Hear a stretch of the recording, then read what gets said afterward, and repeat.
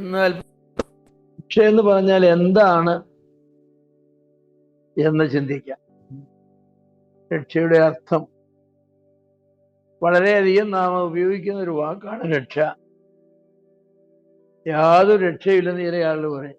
യാതൊരു രക്ഷയില്ല അല്ലേ? അങ്ങനെ പറയില്ലേ? ചില സാഹചര്യം ഒരു രക്ഷയില്ല. അതവരുടെ ആത്മാവിന്റെ രക്ഷയെക്കുറിച്ചൊന്നും അല്ല പറയുന്നത്. സാഹചര്യം, സാമ്പത്തിക ബുദ്ധിമുട്ടാകാം, എതിർപ്പുകളാകാം, രോഗമാകാം. ഇങ്ങനെയുള്ള ഓരോരോ സാഹചര്യങ്ങൾ വരുമ്പോൾ നമ്മൾ പറയും ഒരു രക്ഷയില്ല കുഞ്ഞെ. ഒന്നിനൊന്ന് രോഗം, ഒന്നിനൊന്ന് സാമ്പത്തിക ബുദ്ധിമുട്ട്, അയൽക്കാരുടെ ശല്യം, അവരുടെ ശല്യം, ഇവരുടെ ശല്യം, ഒരു രക്ഷയില്ല. അപ്പോ അതിൽ തന്നെ രക്ഷ എന്ന വാക്കിന്റെ അർത്ഥമുണ്ട്. സുരക്ഷിതത്വം എന്ന ഒരു അർത്ഥമാണ് അവിടെ. സുരക്ഷിതത്വം. അപ്പോ രക്ഷിക്കപ്പെടുക എന്നത് നമ്മൾ പറയുമ്പോൾ രക്ഷ എന്ന് പറഞ്ഞാലും ഏതൊക്കെയോ വിഷയങ്ങളിൽ നമുക്ക് ലഭിക്കുന്ന സുരക്ഷിതത്വമാണ്. പാപിയായ ഒരു മനുഷ്യന് യാതൊരു സുരക്ഷിതത്വവും ഇല്ല. അവന്റെ നിത്യതയെ പറ്റി ചിന്തിക്കുമ്പോൾ എന്ത് സുരക്ഷിതത്വം അവനുള്ളത്? ഒരു സുരക്ഷിതത്വവും ഇല്ല. പക്ഷെ രക്ഷ നമ്മൾ പറയുമ്പോൾ അവന് സുരക്ഷിതത്വമുണ്ട്. ദൈവം നൽകുന്നതായിരിക്കുന്ന ഒരു രക്ഷ അവർക്ക്. പഴയ നിയമത്തിലും പുതിയ നിയമത്തിലും രക്ഷയ്ക്ക് വേണ്ടി അനേക വാക്കുകൾ ഉപയോഗിച്ചിട്ടുണ്ട്, വ്യത്യസ്ത വാക്കുകൾ ഉപയോഗിച്ചിട്ടുണ്ട്. ഈ വാക്കുകളെ കുറിച്ചൊന്നും പറഞ്ഞ് ഒരുപാട് സമയം ഇരിക്കുന്ന ഒരു കാര്യമൊന്നുമില്ല. കാരണം ഈ വാക്കുകൾ ഇപ്പം നിങ്ങൾ ഡിക്ഷണറി ഒക്കെ എടുത്ത് വെച്ച് നോക്കിയാൽ അറിയാമെങ്കിൽ ഞാൻ വെറുതെ ഒന്ന് പറഞ്ഞു പോകാമെന്നേ ഉള്ളൂ. നിങ്ങൾ അത് കേട്ടിട്ട് എനിക്കൊന്നും മനസ്സിലാകുന്നില്ലെന്ന് പറയേണ്ട കാര്യമൊന്നുമില്ല. യേശുവ എന്ന ഒരു വാക്കുണ്ട്. അതിലാണ് ജോഷുവ, യേശു എന്നൊക്കെ വാക്കുകൾ വരുന്നത്. യേശുവ 64 പ്രാവശ്യം ഈ വാക്ക് പഴയ നിയമത്തിൽ ഉപയോഗിച്ചിട്ടുണ്ട്. വളരെയധികം ഉപയോഗിച്ചിട്ടുള്ളൊരു വാക്കാണ്. ഈ വാക്കിന്റെ പ്രധാനമായിട്ട് ഉപയോഗിച്ചിട്ടുള്ളത് സങ്കീർത്തനങ്ങളിൽ യെശയ്യാപ്രവചനത്തിലുമാണ്. യെശയ്യാപ്രവചനത്തിലാണ് ഏറ്റവും അധികം ഉപയോഗിച്ചിട്ടുള്ളത്. അവിടെയൊക്കെ സുരക്ഷിതത്വം, സംരക്ഷണം, വിടുതൽ എന്നൊക്കെയാണ് ഈ വാക്കിനെ പരിഭാഷപ്പെടുത്തിയിട്ടുള്ളത്. ഞാൻ മുന്നേ പറഞ്ഞ പോലെ യോശുവ, യേശു എന്നീ നാമങ്ങളുമായി ഈ വാക്കിന് ബന്ധമുണ്ട്. ഉൽപ്പത്തി പുസ്തകം 49:18 വായിക്കുന്നില്ല. നിങ്ങളെ താല്പര്യമുള്ളവർക്ക് കുറിച്ചെടുത്ത് വായിക്കാം. പുറപ്പാട് പുസ്തകം 14:13, 15:2, യെശയ്യാവ് 12:8 മുതലായ വേദഭാഗങ്ങൾ ഈ വാക്ക് ഉപയോഗിച്ചിട്ടുള്ള സ്ഥലങ്ങളാണ്. രണ്ടാമതൊരു വാക്ക് യസ എന്ന വാക്കാണ്. യസ, ഇംഗ്ലീഷിൽ YESA, യസ. പഴയ നിയമത്തില് 45 പ്രാവശ്യം ഈ വാക്ക് ഉപയോഗിച്ചിട്ടുണ്ട്.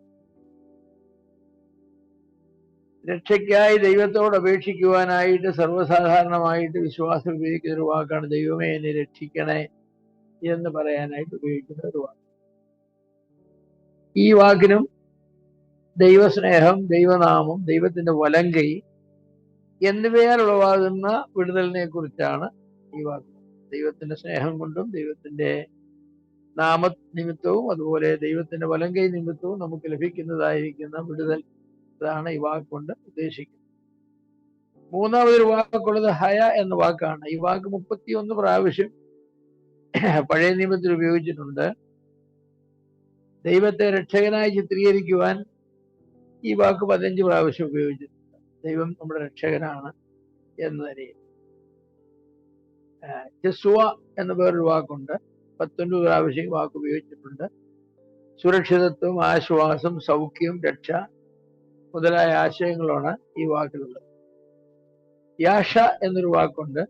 അതാണ് ഏറ്റവും കൂടുതൽ ഉപയോഗിച്ചിട്ടുള്ള വാക്ക്. 130-ലധികം പ്രാവശ്യം ഈ വാക്ക് ഉപയോഗിച്ചിട്ടുണ്ട്.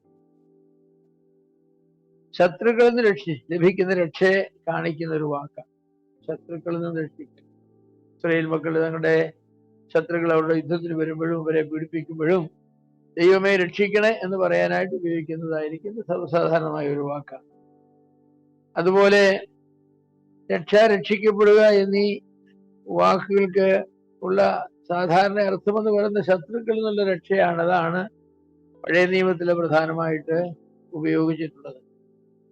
ഈ കാരണം കൊണ്ട് തന്നെ രക്ഷയും വിടുതലും ഒരേ ആശയമായിട്ടാണ് പഴയ നിയമത്തില് ഗണിക്കപ്പെട്ടിരിക്കുന്നത്.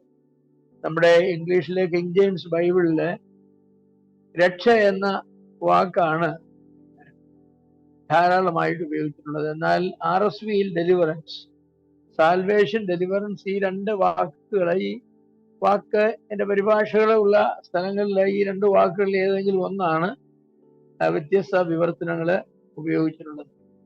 ഈ വാക്കിന് വിജയം, വിജയിക്കുക എന്നീ അർത്ഥങ്ങളും ഉണ്ട്. പലയിടത്തും രക്ഷിക്കുക എന്ന വാക്കിൽ സമ്പൽ സമൃദ്ധി എന്ന ആശയവും അടങ്ങിയിട്ടുണ്ട്. ദൈവം ഇസ്രായേലുമായി ചെയ്ത ഉടമ്പടിയുടെ ഭാഗമാണ് പഴയ നിയമത്തിലെ രക്ഷ. ദൈവത്തോടുള്ള അനുസരണവും വിധേയത്വവും അവരുടെ രക്ഷയ്ക്ക് നിദാനമാണ്. മാനുഷിക മുഖാന്തരങ്ങളിലൂടെയാണ് ഈ രക്ഷ പലപ്പോഴും നൽകിയിരിക്കുന്നത്. ഇതിനാൽ രക്ഷയ്ക്കായി ദൈവം ഉപയോഗിച്ച മനുഷ്യരെ രക്ഷകൻ എന്ന് വിളിച്ചിട്ടുണ്ട്. ന്യായാധിപന്മാർ 3:9-15, നെഹമ്യാ 9:27 മുതലായ വാക്യങ്ങളിൽ അവരെ രക്ഷിക്കുന്ന ആളുകളെ രക്ഷകൻ എന്ന് പറഞ്ഞാൽ നാം ഈ പുതിയ നിയമത്തിൽ പറയുന്നതായിരിക്കുന്ന ആശയങ്ങളൊക്കെ പഴയ നിയമത്തിൽ ഉണ്ട് എന്ന് കാണിക്കാൻ വേണ്ടിയാണ് ഞാൻ ഇത്രയും പറഞ്ഞത്. രക്ഷയെ ആത്മാവുമായി ബന്ധപ്പെടുത്തിയാണ് സങ്കീർത്തനങ്ങൾ പൊതുവെ പറഞ്ഞിരിക്കുന്നത്. മറ്റു സ്ഥലങ്ങളിൽ ആത്മാവുമായി ബന്ധപ്പെടുത്തിയാതെ ശരീരത്തിന്റെ രക്ഷയെക്കുറിച്ചും സാമ്പത്തിക രക്ഷയെക്കുറിച്ചും പറഞ്ഞിട്ടുണ്ടെങ്കിലും സങ്കീർത്തനങ്ങളിൽ മിക്കവാറും പ്രാണന്റെ രക്ഷ, ജീവന്റെ രക്ഷ, ആത്മാവിന്റെ രക്ഷ എന്നിങ്ങനെയുള്ള പ്രയോഗങ്ങൾ ധാരാളം നമുക്ക് കാണുവാനായിട്ട് സാധിക്കും. എൻ്റെ ജീവനെ രക്ഷിക്കണമേ, എൻ്റെ പ്രാണനെ രക്ഷിക്കണമേ, എൻ്റെ ആത്മാവിനെ രക്ഷിക്കണമേ എന്നൊക്കെ അവരെ ധാരാളമായിട്ട് പറയും. 119 സങ്കീർത്തനത്തിൽ ഈ പ്രയോഗം നമുക്ക് കാണുവാനായിട്ട് കഴിയും. പഴയ നിയമ പ്രവചനങ്ങളിൽ രക്ഷയും പുതിയ ഹൃദയവും മനസ്സുമായി ബന്ധപ്പെട്ടിരിക്കുന്നതായിട്ട് കാണും. പുതിയ നിയമത്തിലും അങ്ങനെയാണല്ലോ. ഒരാൾ രക്ഷിക്കപ്പെടുമ്പോൾ പുതിയ ഹൃദയവും പുതിയ മനസ്സും ഒക്കെ അല്ലേ കൊടുക്കുന്നത്. അത് പഴയ നിയമത്തിലുള്ള ആശയമാണ്. യെരമ്യാ പ്രവചനം 31:33, 34:25, 37:26 മുതലായ വേദഭാഗങ്ങളൊക്കെ നോക്കാവുന്നതാണ്. ദൈവം തന്നെയാണ് രക്ഷകൻ എന്ന ആശയം പ്രവചന പുസ്തകങ്ങളിൽ ധാരാളം വ്യക്തമാണ്, വളരെ വ്യക്തമാണ്. യെശയ്യാവിലും അതുപോലെ ഹോശേയ പ്രവചനം മുതലായ പ്രവചനങ്ങളിലൊക്കെ ദൈവമാണ് രക്ഷിക്കുന്നത് എന്ന ആശയം വളരെ വ്യക്തമായിട്ട് പഠിപ്പിച്ചിട്ടുണ്ട്. ദൈവത്തിന്റെ രക്ഷയിൽ തന്റെ നീതിയും വെളിപ്പെട്ടിരിക്കുന്നത് പ്രവചനത്തിലെ ഒരു പ്രത്യേകതയാണ്. നീതിയുമായി ബന്ധപ്പെട്ടാണ്. ദൈവമേ, നീ നിന്റെ നീതി നടത്തി എന്നെ രക്ഷിക്കണമേ, നീ നീതിമാനാകുന്നു എനിക്ക്. പുതിയ നിയമത്തിൽ ദൈവത്തിന്റെ കരുണയും കൃപയോട് ബന്ധപ്പെട്ടാണ് രക്ഷ എന്ന വാക്കുകൾ ഉപയോഗിച്ചിട്ടുണ്ട്. ദൈവത്തിന്റെ നീതി എന്നതിനേക്കാൾ കൂടുതൽ. എന്നാൽ നീതിമാനായ ദൈവം രക്ഷകൻ ആണ് എന്ന ആശയം പുതിയ നിയമത്തിലെയും ഒരാശയമാണ്. ദരിദ്രന്മാർക്കും നിസ്സഹായർക്കും ഹൃദയം നുറുങ്ങിയവർക്കും ദൈവത്തെ ഭയപ്പെടുന്നവർക്കും രക്ഷയ്ക്കായി കാത്തിരിക്കുന്നവർക്കും നൽകുന്ന ദാനങ്ങൾ, അതിനെ രക്ഷ എന്ന ധ്വനി പഴയ നിയമത്തിൽ ഉടനീളമുണ്ട്. യോബിന്റെ പുസ്തകം, സങ്കീർത്തനങ്ങളിൽ ധാരാളം പുസ്തകങ്ങള്, പ്രവചനങ്ങളിൽ ധാരാളം ഭാഗങ്ങൾ അങ്ങനെയുണ്ട്. യോബ് 5:15, 22:29, സങ്കീർത്തനങ്ങൾ 7:10, 2 ശമൂവേൽ 22:28, യെശയ്യാ 57:15 ഇങ്ങനെയുള്ള ഭാഗങ്ങളൊക്കെ അതിന് നമുക്ക് ദൃഷ്ടാന്തമായിട്ട് നമുക്ക് എടുക്കാവുന്നതാണ്. രക്ഷയെക്കുറിച്ചുള്ള വെളിപ്പാട് പുരോഗമനാത്മകമാണ് എന്ന് പറഞ്ഞാൽ ഉൽപ്പത്തി പുസ്തകത്തിൽ നാം വായിക്കുമ്പോൾ രക്ഷയെക്കുറിച്ചൊന്നും നമുക്ക് ഒരുപാടൊന്നുമില്ല. രക്ഷ എന്ന വാക്കുപോലും അവിടെ ഉപയോഗിച്ചിട്ടില്ല ഉൽപ്പത്തി പുസ്തകത്തിലേക്ക് വരുന്നു. പുറപ്പാട് പുസ്തകം മിസ്രൈമിൽ നിന്നുള്ള വിടുതലിനെ രക്ഷ എന്നുള്ള വാക്കൊക്കെ ഉപയോഗിച്ച് അവിടെ ഇവിടെയും പറഞ്ഞിട്ടുണ്ട്. എന്നാൽ പ്രവചനങ്ങളിലേക്കും സങ്കീർത്തനങ്ങളിലേക്കും വരുമ്പോഴാണ് രക്ഷ എന്ന വാക്ക് ധാരാളമായിട്ട് ഉപയോഗിക്കപ്പെടുന്നത്. അതുവരെ ആ വാക്ക് അത്രത്തോളം ഉപയോഗിച്ചിട്ടുണ്ട് എങ്കിലും രക്ഷയെ പറ്റിയുള്ള ഉപദേശം അങ്ങനെ പുരോഗമനാത്മകമാണെന്ന് പറഞ്ഞാൽ ഉൽപ്പത്തി പുസ്തകത്തിൽ തന്നെ ദൈവം രക്ഷയെക്കുറിച്ച് എല്ലാം ഒന്നും പറഞ്ഞിട്ടൊന്നുമില്ല. ഇപ്പോ ആദവും പാപം ചെയ്ത് കഴിഞ്ഞ് അവിടെ ദൈവം ഇടപെടുമ്പോ നിന്നെ രക്ഷിക്കുക, അവർക്ക് രക്ഷ കിട്ടുക എന്നുള്ള ആശയമൊന്നും അവിടെ ഇല്ല. അവിടെ നഗ്നത മറച്ചു എന്നാണ് തോലുകൊണ്ട്. ഒരു യാഗം കഴിച്ചവിടെ പാപത്തിന് പരിഹാരം വരുത്തി എന്നുള്ള ആശയമൊന്നും അവിടെ ഇല്ല. അങ്ങനെ ഒന്നുമില്ല. അതൊക്കെ വളരെ കാലശേഷമാണ് ഈ ആശയങ്ങള് വ്യക്തമായിട്ട് വരുന്നത്. അബ്രഹാമിനോട് ദൈവം പറയുമ്പോൾ പോലും രക്ഷ എന്ന വാക്ക് വളരെ കുറച്ചേ ഉപയോഗിച്ചിട്ടുണ്ട്. അവിടെയൊക്കെ അനുഗ്രഹം എന്നുള്ള വാക്കാണ് ഉപയോഗിച്ചിട്ടുള്ളത്. എന്നാൽ പുതിയ നിയമത്തിലേക്ക് വരുമ്പോൾ രക്ഷ എന്ന വാക്ക് വളരെ പ്രധാനപ്പെട്ടതായിരിക്കുന്ന ഒരു വാക്ക്, ഒരുപക്ഷെ ഏറ്റവും പ്രധാനപ്പെട്ട ഒരു വാക്ക്, ആശയം എന്ന് നമുക്ക് പറയാനായിട്ട് സാധിക്കും. അതുകൊണ്ട് പുതിയ നിയമത്തിൽ രക്ഷയ്ക്ക് ഉപയോഗിച്ചിട്ടുള്ള വാക്ക് സോറ്റേറിയ എന്ന വാക്കാണ്. സോറ്റീരിയോളജി എന്നാണ് രക്ഷാവിജ്ഞാനം എന്നുള്ളത്. രക്ഷയെക്കുറിച്ചുള്ള ഉപദേശം സോറ്റീരിയോളജിയാണ്. രക്ഷ സോറ്റേറിയാണ്. ഈ വാക്കിന് വിടുതൽ, സംരക്ഷണം, രക്ഷ എന്നൊക്കെയാണ് അർത്ഥം. ഭയം, അപകടം മുതലായിരിക്കുന്ന ഭൗതിക തലങ്ങളിലുള്ള വിടുതലിന് വേണ്ടി ഈ വാക്ക് ഉപയോഗിച്ചിട്ടുണ്ട്. ലൂക്കോസ് 1:69-71, പ്രവൃത്തികൾ 7:25. ഇത് പലപ്പോഴും ഇസ്രായേൽ ജനതയുടെ വിടുതലിനെ സംബന്ധിച്ച് ഉപയോഗിച്ചിട്ടുള്ളതായിരിക്കുന്ന ഒരു വാക്കാണ്. വെള്ളത്തിൽ നിന്നുള്ള രക്ഷ, തീയിൽ നിന്നുള്ള രക്ഷ, തടവിൽ നിന്നുള്ള രക്ഷ, രോഗത്തിൽ നിന്നുള്ള രക്ഷ, ഇങ്ങനെയൊക്കെ ഈ വാക്ക് ധാരാളം ഉപയോഗിച്ചിട്ടുണ്ട്. പ്രതികൂല സാഹചര്യങ്ങളിൽ നിന്നും വ്യക്തികൾക്ക് ലഭിക്കുന്ന വിടുതലിനാണ് ഈ വാക്ക് പലപ്പോഴും ഉപയോഗിച്ചിട്ടുള്ളത്. ഫിലിപ്പി ലേഖനം 1:19, ഇബ്രായ ലേഖനം 11:7 മുതലായ വേദഭാഗങ്ങളിലൊക്കെ ആ അർത്ഥത്തിൽ ഈ വാക്ക് ഉപയോഗിച്ചിട്ടുണ്ട്. യേശു ക്രിസ്തുവിൽ വിശ്വസിക്കുന്നവർക്ക് ദൈവം നൽകുന്ന ആത്മാവിന്റെ വിടുതൽ സോറ്റേറിയ എന്ന വാക്കിന്റെ ഏറ്റവും പ്രധാനപ്പെട്ട ആശയം. കർത്താവായ യേശു ക്രിസ്തു വിശ്വസിക്കുന്ന ആളുകൾക്ക് ദൈവം അവരുടെ ആത്മാവിന് നൽകുന്ന വിടുതൽ, നിത്യനരകത്തിൽ നിന്ന് അവർക്ക് ലഭിക്കുന്ന വിടുതൽ, അതാണ് ഈ സോറ്റേറിയ എന്ന് പറഞ്ഞതായിരിക്കുന്ന വാക്ക് ഏറ്റവും കൂടുതൽ ആ ആശയത്തിലാണ് ഉപയോഗിച്ചിട്ടുള്ളത്. ഈ വാക്കിന്റെ അർത്ഥപരിധിയിൽ ആത്മാവിന്റെ രക്ഷ മാത്രമല്ല, ശരീരത്തിന്റെ രക്ഷയും സംരക്ഷണവും ഒക്കെ അതിൽ ഉൾപ്പെടുന്നുണ്ട്. അതെ, ഫിലിപ്പി ലേഖനം 2:11, 1 പത്രോസ് 1:9, ഇവിടെയെല്ലാം കുറച്ചുകൂടി വിശാലമായ നിലയിലാണ് അത് ഉപയോഗിച്ചിരിക്കുന്നത്. കർത്താവിന്റെ വരവെങ്കിൽ വിശ്വാസികൾക്ക് ലഭിക്കുന്ന പാപത്തിന്റെ സാന്നിധ്യത്തിൽ നിന്നുള്ള വിടുതലും സോറ്റേറിയയുടെ അർത്ഥപരിധിയിൽ വരുന്നുണ്ട്. അതാണ് ഏറ്റവും വിശാലമായ അർത്ഥമെന്ന് ഞാൻ പറയട്ടെ. നമുക്ക് രക്ഷയുടെ ഉപദേശം പഠിക്കുമ്പോൾ അറിയാം, രക്ഷയുടെ പാപത്തിന്റെ ശിക്ഷയിൽ നിന്നുള്ള വിടുതലുണ്ട്, പിന്നെ പാപത്തിന്റെ ശക്തിയിൽ നിന്നുള്ള വിടുതലുണ്ട്, പിന്നെ എന്താ ഉള്ളത്? പാപത്തിന്റെ സാന്നിധ്യത്തിൽ നിന്നുള്ള വിടുതൽ.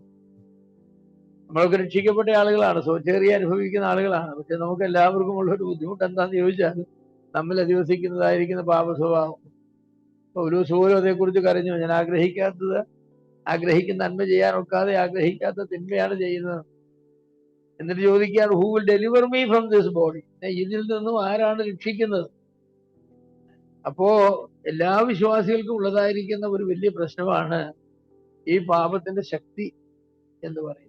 പാപത്തിന്റെ ശക്തി, അത് നമ്മിൽ പാപ സ്വഭാവം ഉള്ളിടത്തോളം കാലം പാപത്തിന്റെ ശക്തി. പിന്നെ ചില ആളുകൾക്ക് അത് കൂടുതൽ അനുഭവിക്കുന്നു, ചില ആളുകൾക്ക് അത്രയും അനുഭവിക്കുന്നില്ല. അത് അവരുടെ വ്യക്തിത്വത്തിന്റെ പ്രത്യേകതയും അവരുടെ ടെമ്പറമെന്റും പ്രത്യേകതയും ഒക്കെ അതിലുണ്ട്. അതെ, ചിലരെ പാപത്തിലേക്ക് ഇങ്ങനെ നമ്മൾ രക്ഷിക്കപ്പെടുന്ന സമയത്ത് ഇങ്ങനെ ഒരു മരം ഇങ്ങനെ നിൽക്കുന്ന പോലെ അല്ല നിൽക്കുന്നത്. മിക്കവാറും പേര് രക്ഷിക്കപ്പെടുന്ന സമയത്ത് ഇങ്ങനെ നിൽക്കുകയാണ്. കർത്താവിന്റെ തന്റെ വടം കൊണ്ട് അങ്ങോട്ട് പിടിച്ചു കെട്ടിയിരിക്കുക, ഇങ്ങോട്ട് വീഴാതിരിക്കാനായിട്ട്. എന്നാലും കൂടെ നമുക്കുള്ളതായിരിക്കുന്ന ഒരു ചായ്വ് എന്ന് പറയുന്നത് ഇങ്ങോട്ട് തന്നെ വീഴാനുള്ള ചായ്വാണ്. അവിടെയാണ് പിന്നെ രക്ഷയിൽ വളരുക എന്നൊക്കെ പറയുന്നത്. ഈ മരം നേരെ ഇങ്ങനെ വളർന്ന് ഇങ്ങനെ വന്നാലും ആയില്ല, പിന്നെ ഈ തിരിവ് ഇങ്ങനെ വരണം. ഇങ്ങനെ വന്നെങ്കിലേ നമ്മൾ വീണാൽ അങ്ങനെ അതിലേക്ക് വീഴത്തുള്ളൂ, നന്മയിലേക്ക് വീഴത്തുള്ളൂ. ആദ്യകാലത്ത് വലിയ സമരമാണ്, തിന്മയിലേക്കുള്ളതായിരിക്കുന്ന ഒരു ചായ്വ്, അതിനെ ഡിസ്പൊസിഷൻ എന്നൊക്കെ പറയും. തിന്മയിലേക്കുള്ള ചായ്വ്, ആ ഒരു ഡിസ്പൊസിഷൻ നമുക്ക് അങ്ങനെയുണ്ട്. ചില വിശ്വാസികൾ ഇത് വളരെ കൂടുതലുണ്ട്. രക്ഷിക്കപ്പെട്ട ചില വിശ്വാസികൾ വീണ്ടും പോയി പാപം ചെയ്യും. കള്ളുകുടിക്കുന്നവരായിരുന്നെങ്കിൽ ഇപ്പൊ എന്നാ പോയി കള്ളുകുടിക്കാമെന്ന് പറയും. അത് അവർ രക്ഷിക്കപ്പെടാത്തവരായതുകൊണ്ടാണെന്ന് ഞാൻ പറയുന്നില്ല, അവർ കുറച്ചേറെ ചെരിഞ്ഞാതിരിക്കുന്നത്. പിന്നെ അതെ, വടം കൊണ്ടൊക്കെ ദൈവം കൃപയുടെ വടമൊക്കെ ഇട്ട് ഇങ്ങനെ വലിച്ചു കെട്ടി ഇങ്ങനെ മുറുക്കിയൊക്കെ നിൽക്കുകയാണ്. അത് ഓരോ ദിവസവും കുറേശ്ശെ ടൈറ്റ് ചെയ്ത് ഈ മരം കുറേശ്ശെ ഇങ്ങനെ നേരെ വന്ന് ഒരു സമയം വരുമ്പോൾ നമ്മൾ പറയും, ഇനിയും വലിയ പ്രശ്നമില്ലെന്ന് തോന്നുന്നു, ഇനിയും വലിയ പ്രശ്നമില്ലെന്ന്. എന്നാലും പഴയ കൂട്ടുകാരെ കണ്ടുപോയെങ്കിൽ ഒരു ദിവസം കൊണ്ട് വീണ്ടും പാപത്തിന് വീണു പോകും. ഈ ഡെലിവറൻസ് ഒരു കണ്ടിന്യൂസ് ആയിട്ടുള്ള ഒരു പ്രോസസ്സാണ്. രക്ഷ എന്ന് പറയുന്നത് ഒരു മൊമെന്ററി പ്രോസസ് അല്ല. പാപത്തിന്റെ ശിക്ഷയിൽ നിന്നുള്ളതായിരിക്കുന്ന വിടുതൽ, നരകത്തിൽ നിന്നുള്ള വിടുതൽ ഒരു നിമിഷം കൊണ്ട് ലഭിക്കുന്നതാണ്. കർത്താവായ യേശു ക്രിസ്തു എന്റെ പാപത്തിന്റെ പരിഹാരത്തിന് വേണ്ടി മരിച്ചടക്കപ്പെട്ട് ഉയർത്തെഴുന്നേറ്റു എന്ന് ഞാൻ വിശ്വസിക്കുമ്പോൾ എന്റെ പാപത്തിന്റെ ശിക്ഷ കർത്താവിന്റെ മരണത്തിൽ ദൈവം അതിനാൽ മോചിച്ചു തന്നിരിക്കുകയാണ്. പിന്നെ അതുകൊണ്ട് ഇപ്പോൾ ക്രിസ്തുവേശുള്ളവർക്ക് യാതൊരു ശിക്ഷാവിധി ഇല്ലെന്ന് പറഞ്ഞ ഈ നിത്യനരകത്തിന്റെ ശിക്ഷാവിധി അവർക്കില്ല. വിശ്വസിച്ച് രക്ഷയുണ്ടെന്ന് പറഞ്ഞാൽ അതാണ്. പക്ഷെ ഓരോ ദിവസവും എന്തോ ഒരു ബുദ്ധിമുട്ടൊക്കെയാണ് കഴിയുന്നത്. ഏറ്റവും ഭക്തിയിൽ വളരുന്നവർക്ക് പോലും ഉണ്ട്. കൊച്ചുകുഞ്ഞുവേശിയെ സാധു കൊച്ചുകുഞ്ഞുവേശി എന്നാണ് വിളിച്ചിരുന്നത്. താൻ വലിയൊരു ഭക്തനായ മനുഷ്യനായിരുന്നു. എല്ലാവരും തന്നെ ഭക്തിയുടെ പരിവേഷമായിട്ടാണ് കണക്കാക്കിയത്. ഒരു ദിവസം കൊച്ചുകുഞ്ഞുവേശി പറഞ്ഞു, എല്ലാവരും എന്നെ ഭക്തൻ ഭക്തൻ എന്നാണ് വിളിക്കുന്നത്, സാധു എന്നൊക്കെയാണ് വിളിക്കുന്നത്. ഒരു ദിവസം രാവിലെ ഒരു പേനായും ഒരു പെൻസിൽ ഗ്ലാസും വെച്ചിട്ട് പറഞ്ഞു, ഇന്ന് എന്റെ മനസ്സിൽ കൂടെ പോകുന്ന ചിന്തകളെല്ലാം ഞാൻ എഴുതി പോവാ. അങ്ങനെ ഒരു ഉച്ചയായപ്പോഴത്തേക്ക് ഞാനതൊന്ന് വായിച്ചത്, എനിക്ക് വായിക്കാൻ കഴിഞ്ഞില്ല, മരിച്ചു കയറി കിടന്നു. ഇതാണ് വിശുദ്ധനായ കൊച്ചുകുഞ്ഞുവേശി എന്ന് പറയുന്ന ആളെന്ന് തന്നെ പറഞ്ഞെന്നാ പറയുന്നത്. അതായത് പരിശുദ്ധനായ കൊച്ചുകുഞ്ഞുവേശി എന്നെല്ലാവരും പറയുന്ന ആളിന്റെ ഹൃദയത്തിൽ കൂടെ ഒരു ഉച്ചസമയം വരെ കടന്നുപോയ ചിന്തകള് പുള്ളിക്കാരൻ പറഞ്ഞ, ഇതെന്റെ ഭാര്യയെ വായിച്ച് കേൾപ്പിച്ചായിട്ട് ഭാര്യനെ ഉപേക്ഷിക്കും.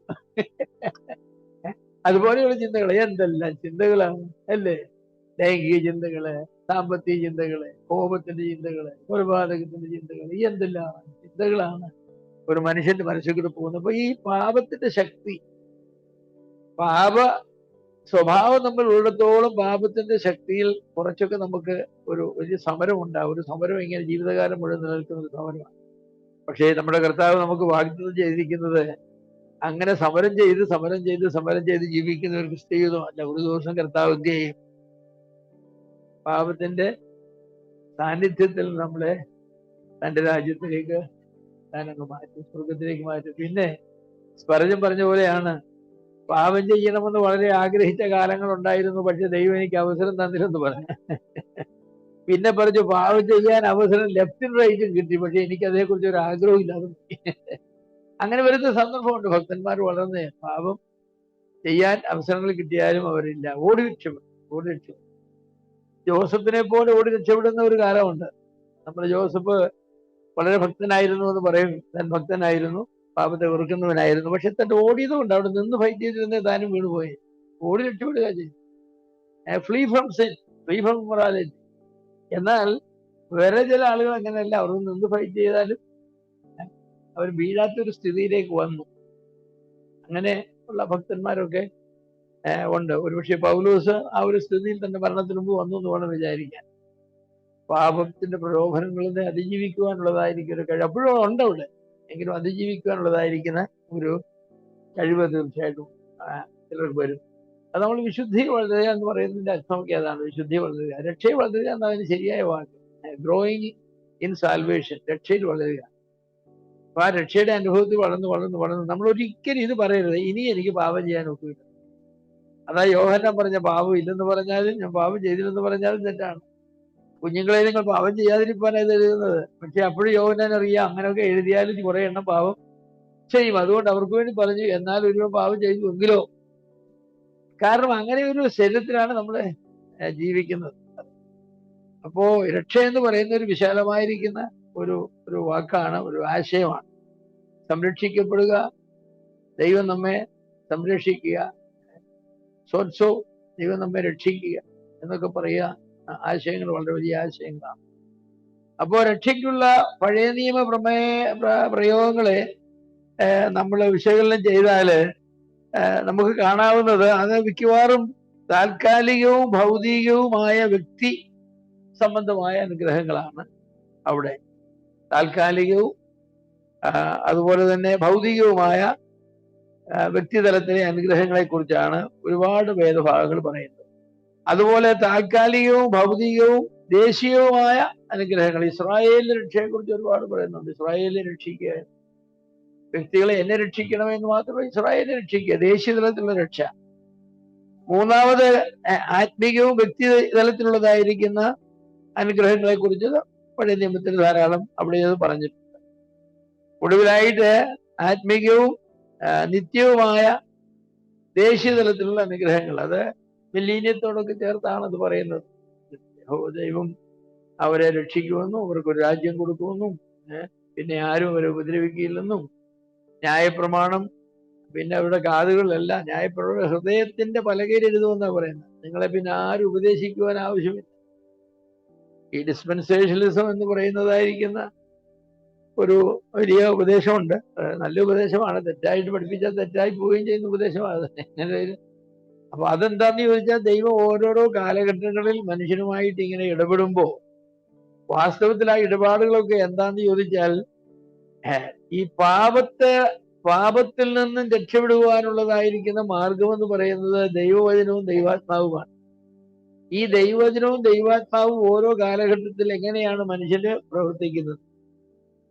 പഴയ നിയമവിശ്വാസികളെ പറ്റി നോക്കുമ്പോൾ നമുക്ക് ഇന്ന് ഉള്ളതുപോലെ എല്ലാ വിശ്വാസികളും ദൈവാത്മാവ് വസിച്ചിരുന്നു എന്ന ചോദ്യമൊക്കെ വേദശാസ്ത്രം ഡിബേറ്റ് ചെയ്യുന്നതാണ്. അത് ഇല്ലെന്നും ഉണ്ടെന്നും ഒക്കെ പറയാൻ പ്രയാസമാണ്. കാരണം ചിലർക്കൊക്കെ ഉണ്ടായിരുന്നു. ഏതായാലും രാജാക്കന്മാരെ ന്യായാധിപന്മാർക്കും ഉണ്ടായിരുന്നു. കാരണം അവരിൽ ദൈവാത്മാവ് വന്നു എന്നുള്ള പ്രസ്താവനയുണ്ട്. അവരെ അനോയിന്റ് ചെയ്ത സമയത്ത് അവർക്ക് ദൈവാത്മാവ് വന്നു.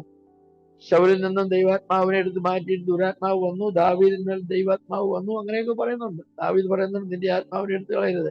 പക്ഷെ അതൊക്കെ അനോയിന്റഡ് ആയിട്ടുള്ള രാജാക്കന്മാര്, അതുപോലെ തന്നെ പ്രവാചകന്മാര്, പുരോഹിതന്മാർ, ഇവർക്കുള്ളതായിരിക്കുന്ന സ്ഥാനീയമായിരിക്കുന്ന ബന്ധത്തിലാണ്. അല്ലാതെയുള്ള സാധാരണ വിശ്വാസികൾക്ക് പരിശുദ്ധാത്മാവ് അവരിൽ വസിക്കുന്നു എന്ന ആശയം ഉണ്ടായിരുന്നോ ഇല്ലെന്ന് ഞാൻ പറയില്ല, ഉണ്ടെന്ന് ഞാൻ പറയില്ല.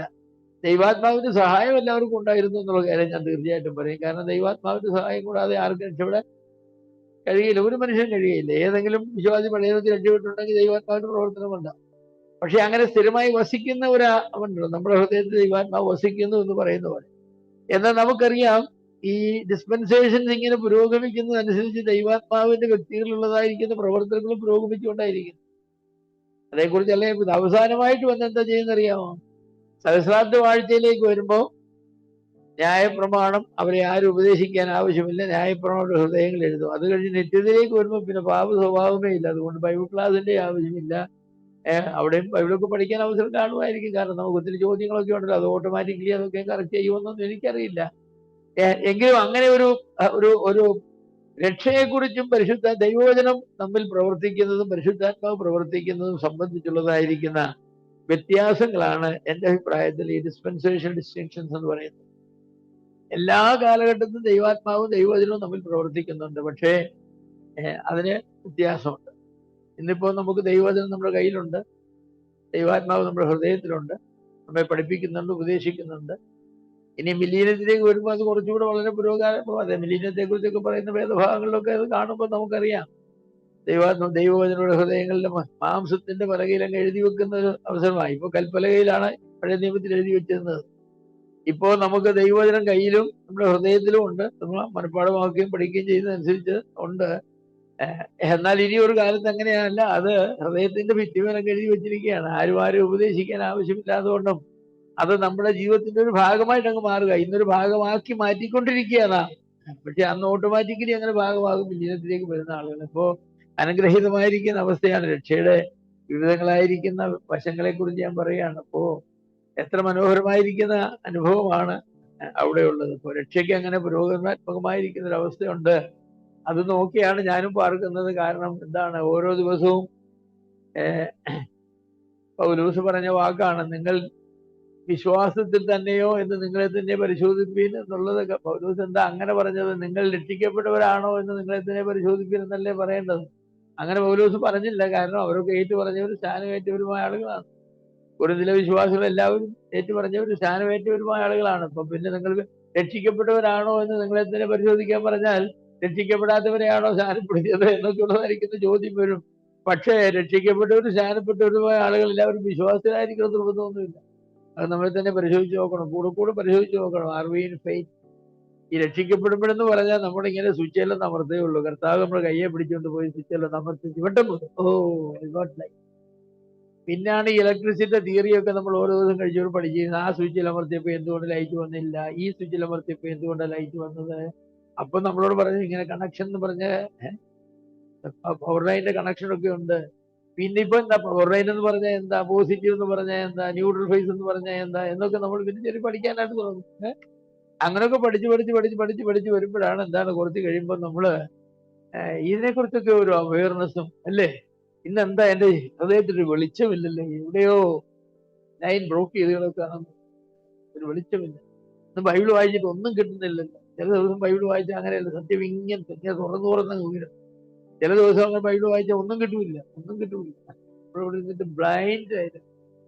അപ്പൊ പിന്നെ നമ്മൾ പ്രാർത്ഥിക്കും ഒരു നിമിഷത്തേക്ക്, കർത്താവ് എന്റെ ഹൃദയത്തിന്റെ കണ്ണുകളെ അവിടുന്ന് പ്രകാശിപ്പിക്കണമേ, തുറക്കണമേ എന്നൊക്കെ പറഞ്ഞ് പ്രാർത്ഥിച്ച് കഴിയുമ്പോൾ ചെറിയ അതിങ്ങനെ തെളിഞ്ഞ് വരുന്നത് മനോഹരമായിരിക്കുന്ന അനുഭവങ്ങളാണ്. രക്ഷ എന്ന് പറയുന്ന ഒരു വിശാലമായിരിക്കുന്ന ആശയമാണെന്ന് ഞാൻ പറയുന്നത്.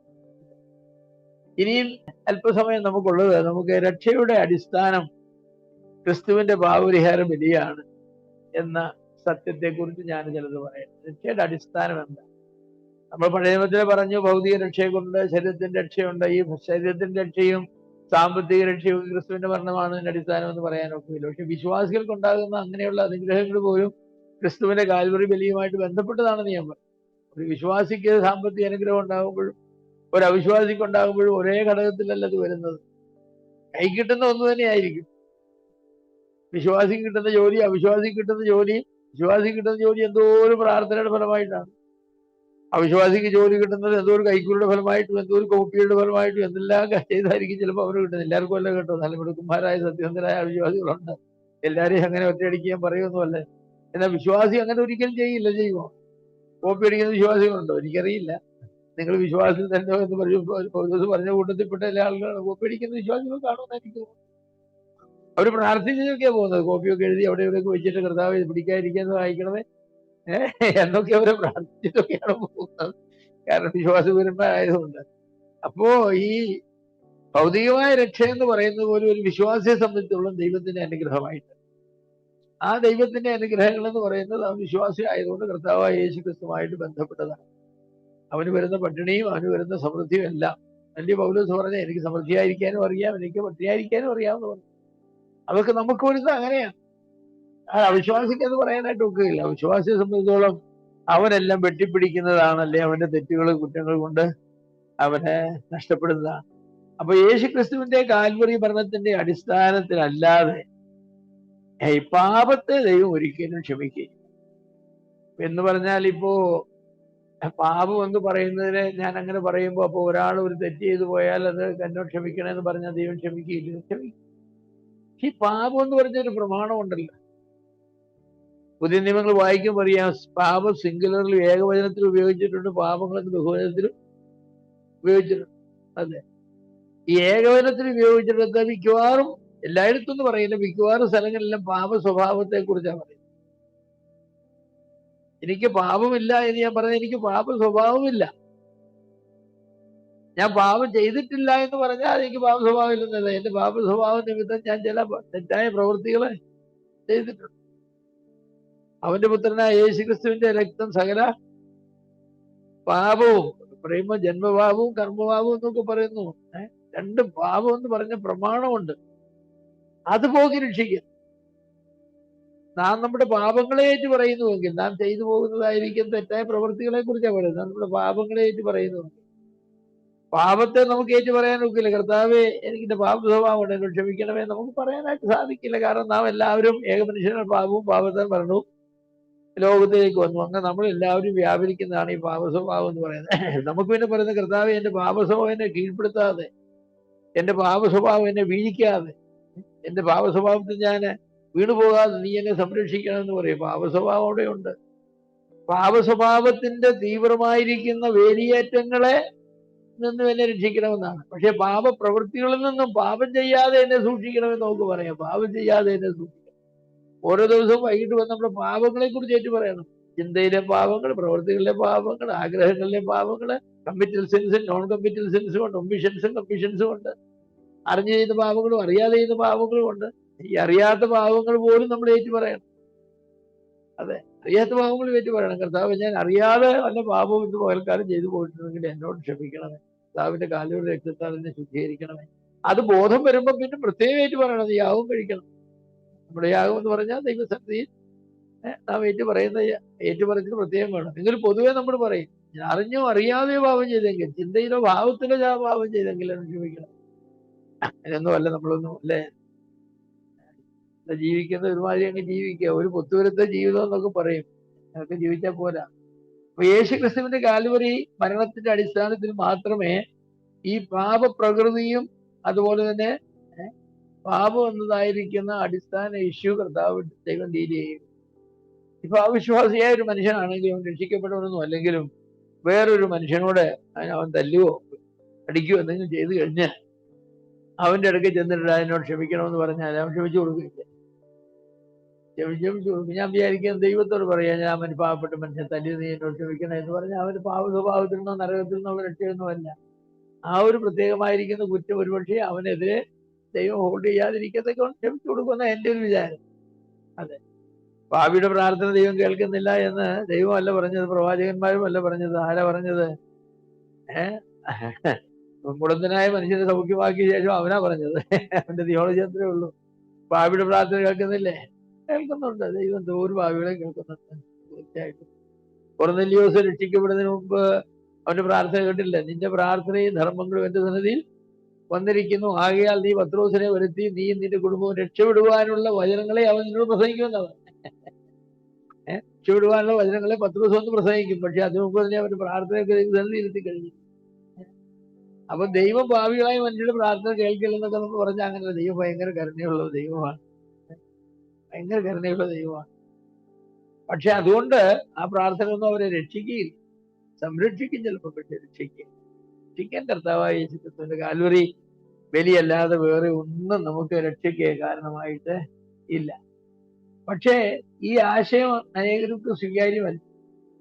പ്രത്യേകിച്ച് സൽപ്രവർത്തികളെ രക്ഷ കിട്ടുമെന്ന് വിശ്വസിക്കുന്ന ആളുകൾ, സ്വന്തം നന്മയെ ദൈവം രക്ഷയ്ക്കായിട്ട് കണക്കാക്കും എന്നൊക്കെ വിശ്വസിക്കുന്ന ആളുകളുണ്ട്. അപ്പൊ അവരോടൊക്കെ ഇങ്ങനെയൊരു ആശയം പറഞ്ഞു കഴിഞ്ഞാൽ അവരൊന്നും സ്വീകരിക്കുകയില്ല. മദർ തെരേസ രക്ഷിക്കപ്പെട്ട ആളാണല്ലോ എന്ന് എനിക്കറിയില്ല കേട്ടോ. ഞാൻ അവിടുത്തെ സാക്ഷ്യം കേട്ടിട്ടില്ല. വലിയൊരു മഹതിയായ സ്ത്രീയാണ്, ഞാൻ ബഹുമാനിക്കുന്ന ആളുകളിൽ ഒരാളാണ്.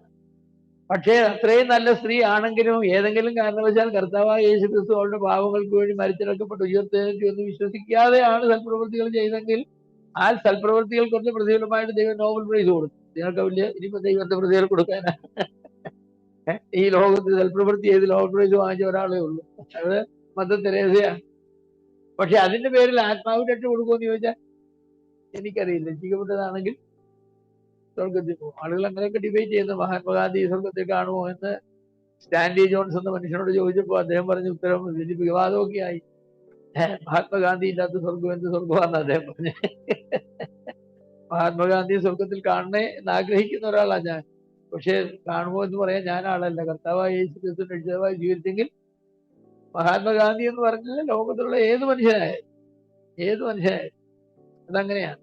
അതെ, പക്ഷെ അവരൊക്കെ നമ്മുടെ ദേശീയ പിതാവ് രാഷ്ട്രപിതാവാണ്, ഏറ്റവും നാം ബഹുമാനിക്കുന്ന ആളുകളാണ്. തീർച്ചയായിട്ടും അവർക്ക് പല കാര്യങ്ങളും നമുക്ക് മാതൃക കാണിച്ചിട്ടുള്ള ആളുകളാണ്. പക്ഷെ ആത്മാവിന് രക്ഷ എന്ന് പറയുന്നത് നാം ചെയ്യുന്ന സൽപ്രവൃത്തികളല്ല. അതാണ് ബൈബിൾ പറയുന്നത്, നാം ചെയ്ത നീതിപ്രവൃത്തികളല്ല, അവന്റെ കരുണപ്രകാരം അത്ര. സൽപ്രവൃത്തികളാൽ ഒരു ജഡവും ദൈവസന്നിധി നീതീകരിക്കപ്പെടുന്നില്ല, ഒരു ജഡവും.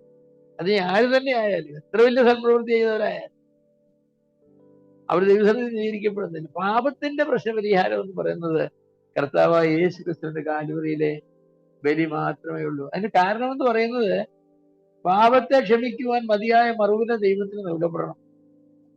മറുവില ഇല്ലാതെ പാപത്തിന് ക്ഷമയില്ല. യേശുക്രിസ്തുവിന്റെ കാൽവറിയിലെ പ്രതിപുരുഷ മരണം ഒഴികെ പാപത്തിന്റെ മറുവിലയായിട്ട് ഈ ലോകത്തിൽ വേറെ ഒന്നും തന്നെ മറുവില. അത് റിഡംറ്റീവ് പ്രൈസ്, അത് കർത്താവായ യേശുക്രിസ്തുവിന്റെ വിലയേറിയ രക്തം. പത്രോസ് പറയുമ്പോൾ അങ്ങനെയാണ്, പൊന്നെ വെള്ളി മുതലായി അഴിഞ്ഞു പോകുന്ന വസ്തുക്കളാലല്ല, പിന്നെ എങ്ങനെയാ? നിർദോഷവും നിഷ്കളങ്കവുമായ കുഞ്ഞാടിന്റെ വിലയേറിയ രക്തത്താലത്തെ നാം വീണ്ടെടുക്കപ്പെട്ടു. വേറൊന്നിനും സാധിക്കില്ലെന്നാ പറയുക, വേറൊന്നിനും. അത് തന്നെയാണ് അപ്പോസ്തല പ്രവൃത്തികൾ 4:12 പറഞ്ഞിരിക്കുന്നത്. നാം രക്ഷിക്കപ്പെടുവാൻ ആകാശത്തിന്റെ കീഴെ മനുഷ്യരുടെയും നൽകപ്പെട്ട വേറൊരു നാമവുമില്ല, വേറൊരു നാമവുമില്ല. മനുഷ്യന്റെ ആത്മാവിന്റെ രക്ഷയ്ക്ക് വേണ്ടി യേശുക്രിസ്തു മാത്രമേ ഉള്ളൂ. ഇതേക്കുറിച്ച് നമുക്ക് ഒരിക്കലും സംശയം ഉണ്ടാകരുത്. അപ്പൊ പിന്നെ ആളുകൾ ഇങ്ങനെ ചോദ്യമൊക്കെ ചോദിക്കും, ആളുകളെ സംശയവും ചോദ്യങ്ങളും ഒക്കെ ചോദിക്കും. രക്ഷയെക്കുറിച്ചൊക്കെ പഠിപ്പിക്കുമ്പോൾ ഒരുപാട് ആളുകള് അതേക്കുറിച്ച് ചോദിക്കും. നീതീകരിക്കപ്പെടാത്ത ഏതെങ്കിലും മനുഷ്യത്വ സ്വർഗത്തിൽ കാണുമോ എന്നൊരിക്കൽ ചോദിച്ചു. വേദശാസ്ത്രം ചോദിച്ച നീതീകരിക്കപ്പെടാത്തതായിരിക്കുന്ന ഏതെങ്കിലും ഒരാള് സ്വർഗത്തിൽ കാണും. ഞാൻ ചോദിച്ചപ്പോ തന്നെ അത് എന്തോ ഒരു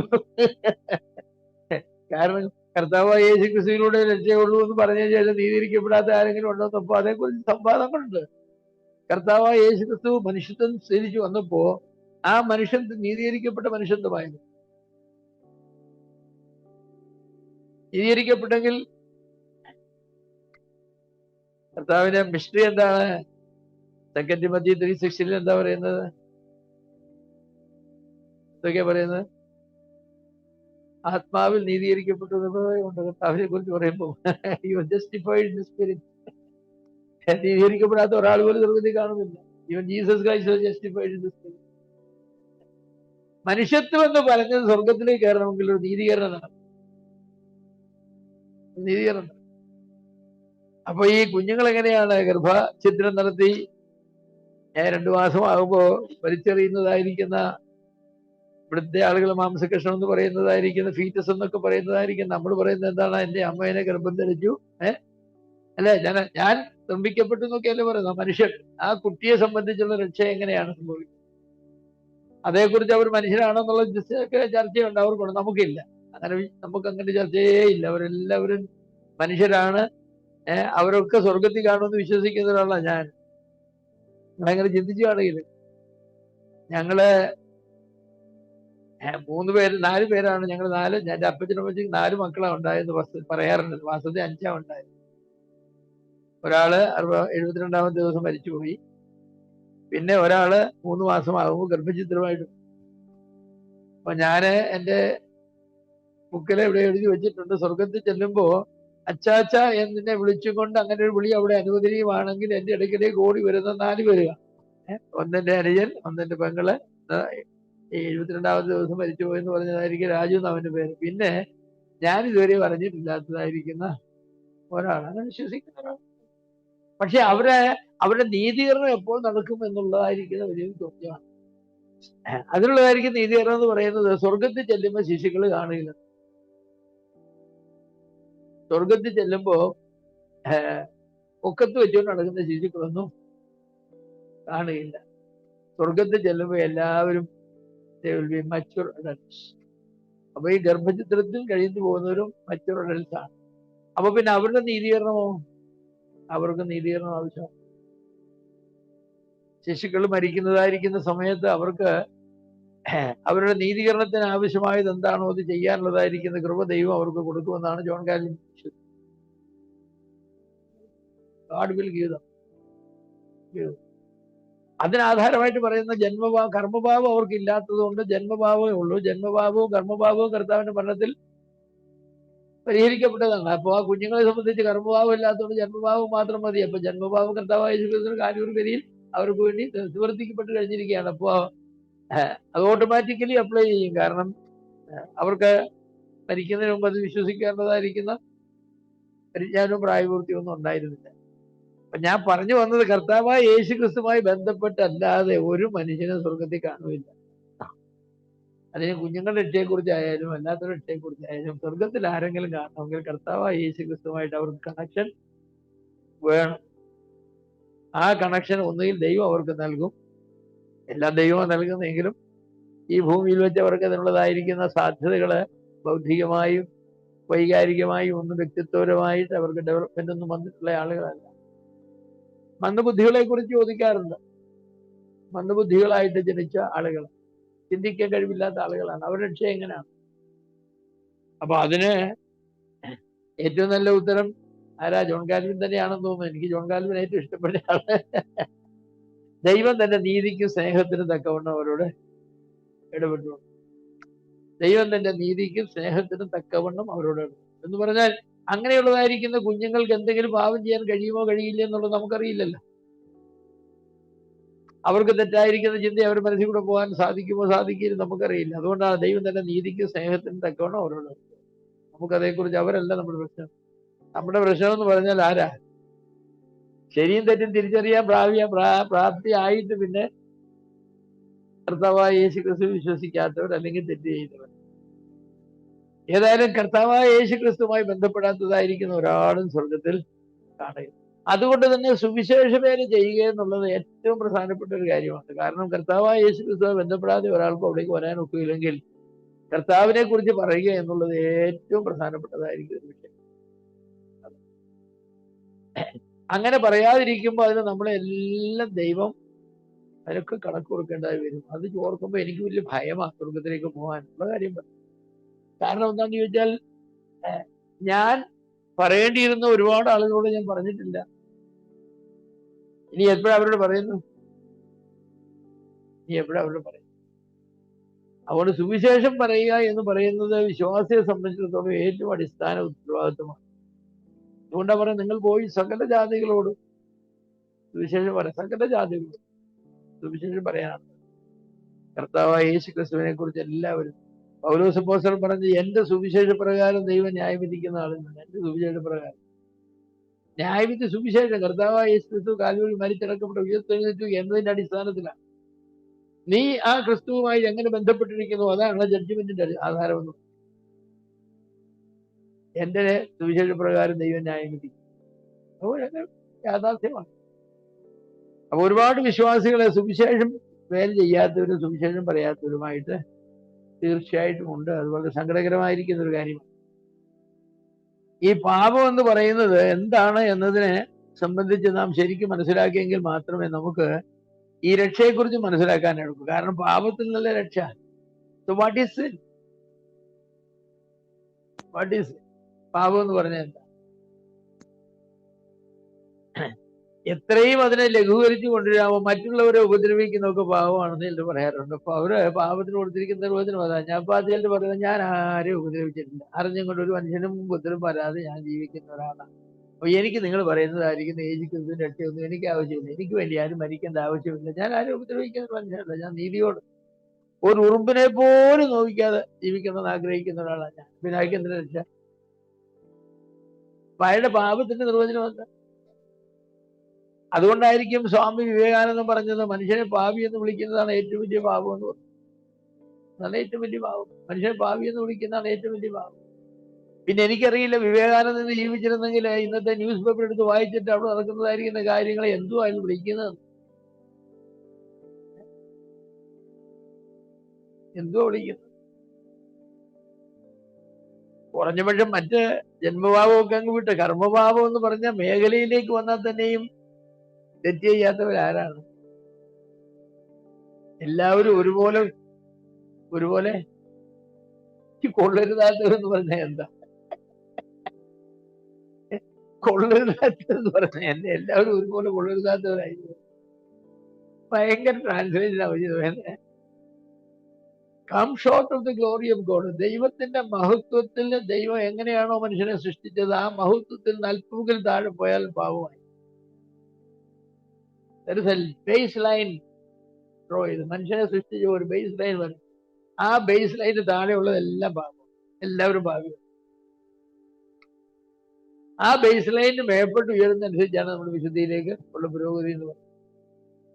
ഈ ബേസ് ലൈനിൽ തന്നെ ഒന്ന് പിടിച്ചു നിൽക്കാനായിട്ട് എന്തോ ഒരു ബുദ്ധിമുട്ടാണെന്നറിയാം.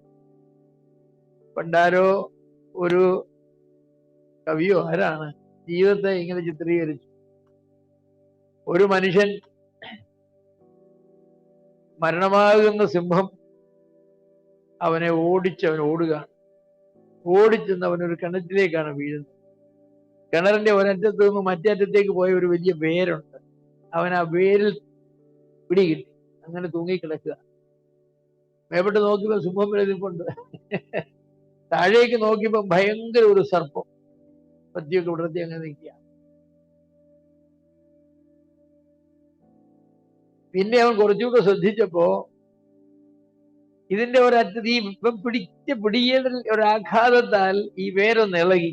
അതിനിടയിൽ ഒരു തേനീച്ചത് കൂട് വെച്ചതായിരിക്കുന്ന ആ തേൻ അത് ഇളകി തെച്ചിട്ട് തേൻ വീഴുകയാണ്. അവനെ മറ്റേ കൈകൊണ്ട് ഇങ്ങനെ തൊട്ട് നോക്കുക. അപ്പോഴവൻ ശ്രദ്ധിച്ചത്, ഒരു പകലെന്നും രാത്രി എന്നും പറയുന്ന രണ്ടെലികൾ ഈ വേര് കാർന്നിങ്ങനെ അത് അറുത്തോണ്ടിരിക്കുകയാണ്. അപ്പൊ അതിനിടയിലാണ് ഇതാണ് ജീവിതം. ജീവിതം എന്ന് പറയുന്നത് ചേസ്ഡ് ബൈ ഡെത്ത്.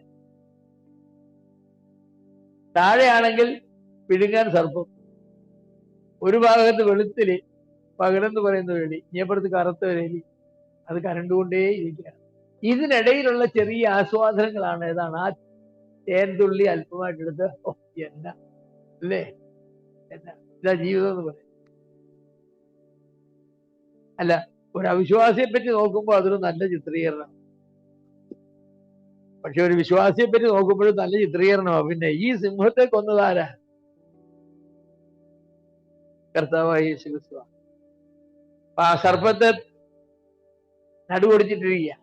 ഇനി അത് നമ്മുടെ കാൽക്കീയിൽ എന്ത് ചെയ്യും? നമ്മൾ ആ ബൂട്ടിട്ട് അതിനെ ചാവിട്ടി തിരിക്കാതിരിക്കുമല്ലോ തന്നെ. അപ്പൊ ഈ എലികളെ നമുക്ക് പേടിയില്ല. കാരണം എന്താണ്? ഈ എലികളെ ഇപ്പൊ അത് കണ്ടു തിന്നുമ്പോ അപ്പൊ നമ്മള് രക്ഷപ്പെടൂ. പക്ഷെ നമ്മളെ സംബന്ധിച്ചോളം ഞാൻ പറഞ്ഞ രക്ഷയെന്നും ജീവിതമെന്നും പറയുന്നത് ചിത്രീകരണമൊന്നും അതല്ല. നമുക്കുണ്ട്. മനോഹരമാണ് തോന്നി തന്നെ അതൊക്കെ നല്ല ഉദാഹരണങ്ങളായിട്ടൊക്കെ നമുക്ക് പറയാനാണ്. സുവിശേഷം പറയുന്നതൊക്കെ ചില ഉദാഹരണങ്ങളായിട്ടൊക്കെ നമുക്കതൊക്കെ ഉപയോഗിക്കാനായിട്ട് കഴിയുമെന്നുള്ള കാര്യം ശരിയാണ്. എന്നിരുന്നാലും എന്താണ്, കർത്താവായ യേശു ക്രിസ്തുവിലൂടെയുള്ള രക്ഷയെന്ന് പറയുമ്പോൾ, ഒരു രക്ഷകൻ എന്ന് പറയുമ്പോൾ എന്താണ്? പാപം എന്ന് പറഞ്ഞതായിരിക്കുന്ന വലിയ ഇഷ്യൂവിൽ നിന്ന് നമ്മളെ വിടുവിക്കുക. പാപത്തിന് ഒരുപാട് നിർവചനങ്ങളുണ്ട്. നിർവചനങ്ങളെ കുറിച്ചൊന്നും ഞാൻ പഠിക്കാനായിട്ട് പോകുന്നത്. ചിലർ പറയും പാപം എന്ന് പറയുന്നത് ദൈവകൽപ്പനയുടെ ലംഘനമാണ്. 100% ശരി. കാരണം ദൈവകൽപ്പനയെ ലംഘിച്ചാൽ അത് പാപമാണ്. പക്ഷെ അത് മാത്രമേ ഉള്ളൂ പാപം. ദൈവകൽപ്പന ലംഘിക്കുമ്പോൾ മാത്രമേ ഉള്ളൂ പാപം. ദൈവ സ്വഭാവത്തിനും ദൈവകൽപ്പനയ്ക്കും നിരക്കാത്തതെല്ലാം, ദൈവകൽപ്പന എന്ന് പറഞ്ഞാൽ ദൈവഹിതമാണ്. ദൈവ സ്വഭാവത്തിനും ദൈവഹിതത്തിനും നിരക്കാത്തതെല്ലാം പാപം. Anything that is against God's character, God's will and God's character. ദൈവം സത്യവാനാണ്, സത്യമല്ലാത്തതെല്ലാം. ദൈവം നീതിമാനാണ്, നീതിയല്ലാത്തതെല്ലാം. ദൈവം സ്നേഹവാനാണ്, സ്നേഹമല്ലാത്തതെല്ലാം. അതുപോലെ ദൈവത്തിന്റെ ഹിതം അത് വെളിപ്പെടുത്തിയിരിക്കുന്ന ഈ പുസ്തകത്തിൽ, വിശുദ്ധ ബൈബിളിലാണ് ദൈവത്തിന്റെ ഹിതം വെളിപ്പെടുത്തിയിരിക്കുന്നത്. ദൈവം തന്റെ ഹിതമായി വെളിപ്പെടുത്തിയിരിക്കുന്ന ഏതെങ്കിലും ഒരു കാര്യത്തെ നമ്മൾ ലംഘിച്ച, പഴയ നിയമത്തിൽ ദൈവഹിതമായി വെളിപ്പെടുത്തിയ പല കാര്യങ്ങളും പുതിയ നിയമത്തിലേക്ക് വന്നപ്പോൾ നമ്മെ എക്സംപ്റ്റായി. എഴുന്നേറ്റ് അറുത്ത് തിന്നാനല്ലേ പത്രോസോട് പറഞ്ഞു. പഴയ നിയമത്തിൽ അങ്ങനെയല്ലല്ലോ. പഴയ നിയമത്തിൽ ലേവ്യ പുസ്തകത്തിലേക്ക് വരുമ്പോൾ നിങ്ങൾക്ക് തിന്നാവുന്നത് കടലിലുള്ളത്, മത്സ്യത്തിൽ തിന്നാവുന്നത്, പക്ഷികളിൽ തിന്നാവുന്നത്, ജന്തുക്കളിൽ തിന്നാവുന്നത് എന്ന് പറഞ്ഞ് ലിസ്റ്റ് തന്നിട്ടുണ്ട്. പുതിയ നിയമത്തിലേക്ക് വരുമ്പോൾ അങ്ങനെ എഴുന്നേറ്റ് അറുത്ത് തിന്നാണ് പറഞ്ഞത്. അയ്യോ ശുദ്ധീകരിച്ച നീ എന്താ? ഭയങ്കര സ്വാതന്ത്ര്യമല്ലേ നമുക്ക് വന്നിരിക്കും.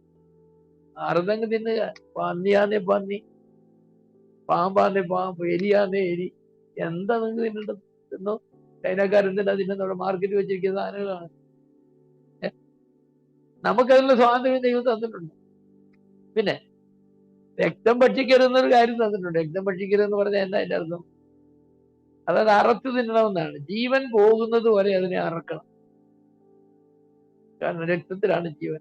അതിനെ അറുത്തിട്ട് യഹൂദന്മാർ ചെയ്യുന്ന പോലെയാണ്. ഈ കോഴിയാണ് ഇങ്ങനെ ഞാൻ കണ്ടിട്ടുണ്ട് അവർ ഇറക്കുന്നത്.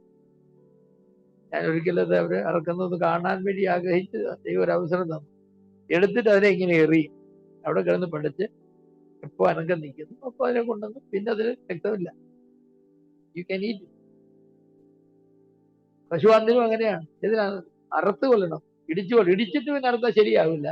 ആകുമ്പോഴത്തേക്ക് രക്തം തന്റെ ഒരു ഭാഗം മാംസത്തിൽ അബ്സോർവ് ചെയ്യും. അറുത്തത് തിന്നാവും. അറുത്തത് പോയി കഴിഞ്ഞാൽ പിന്നെ കുഴപ്പമൊന്നുമില്ല. പിന്നെ അതിന്റെ മാംസത്തിനകത്ത് രക്തം ഉണ്ടോ എന്നുള്ളത് വിഷയമേ അല്ല.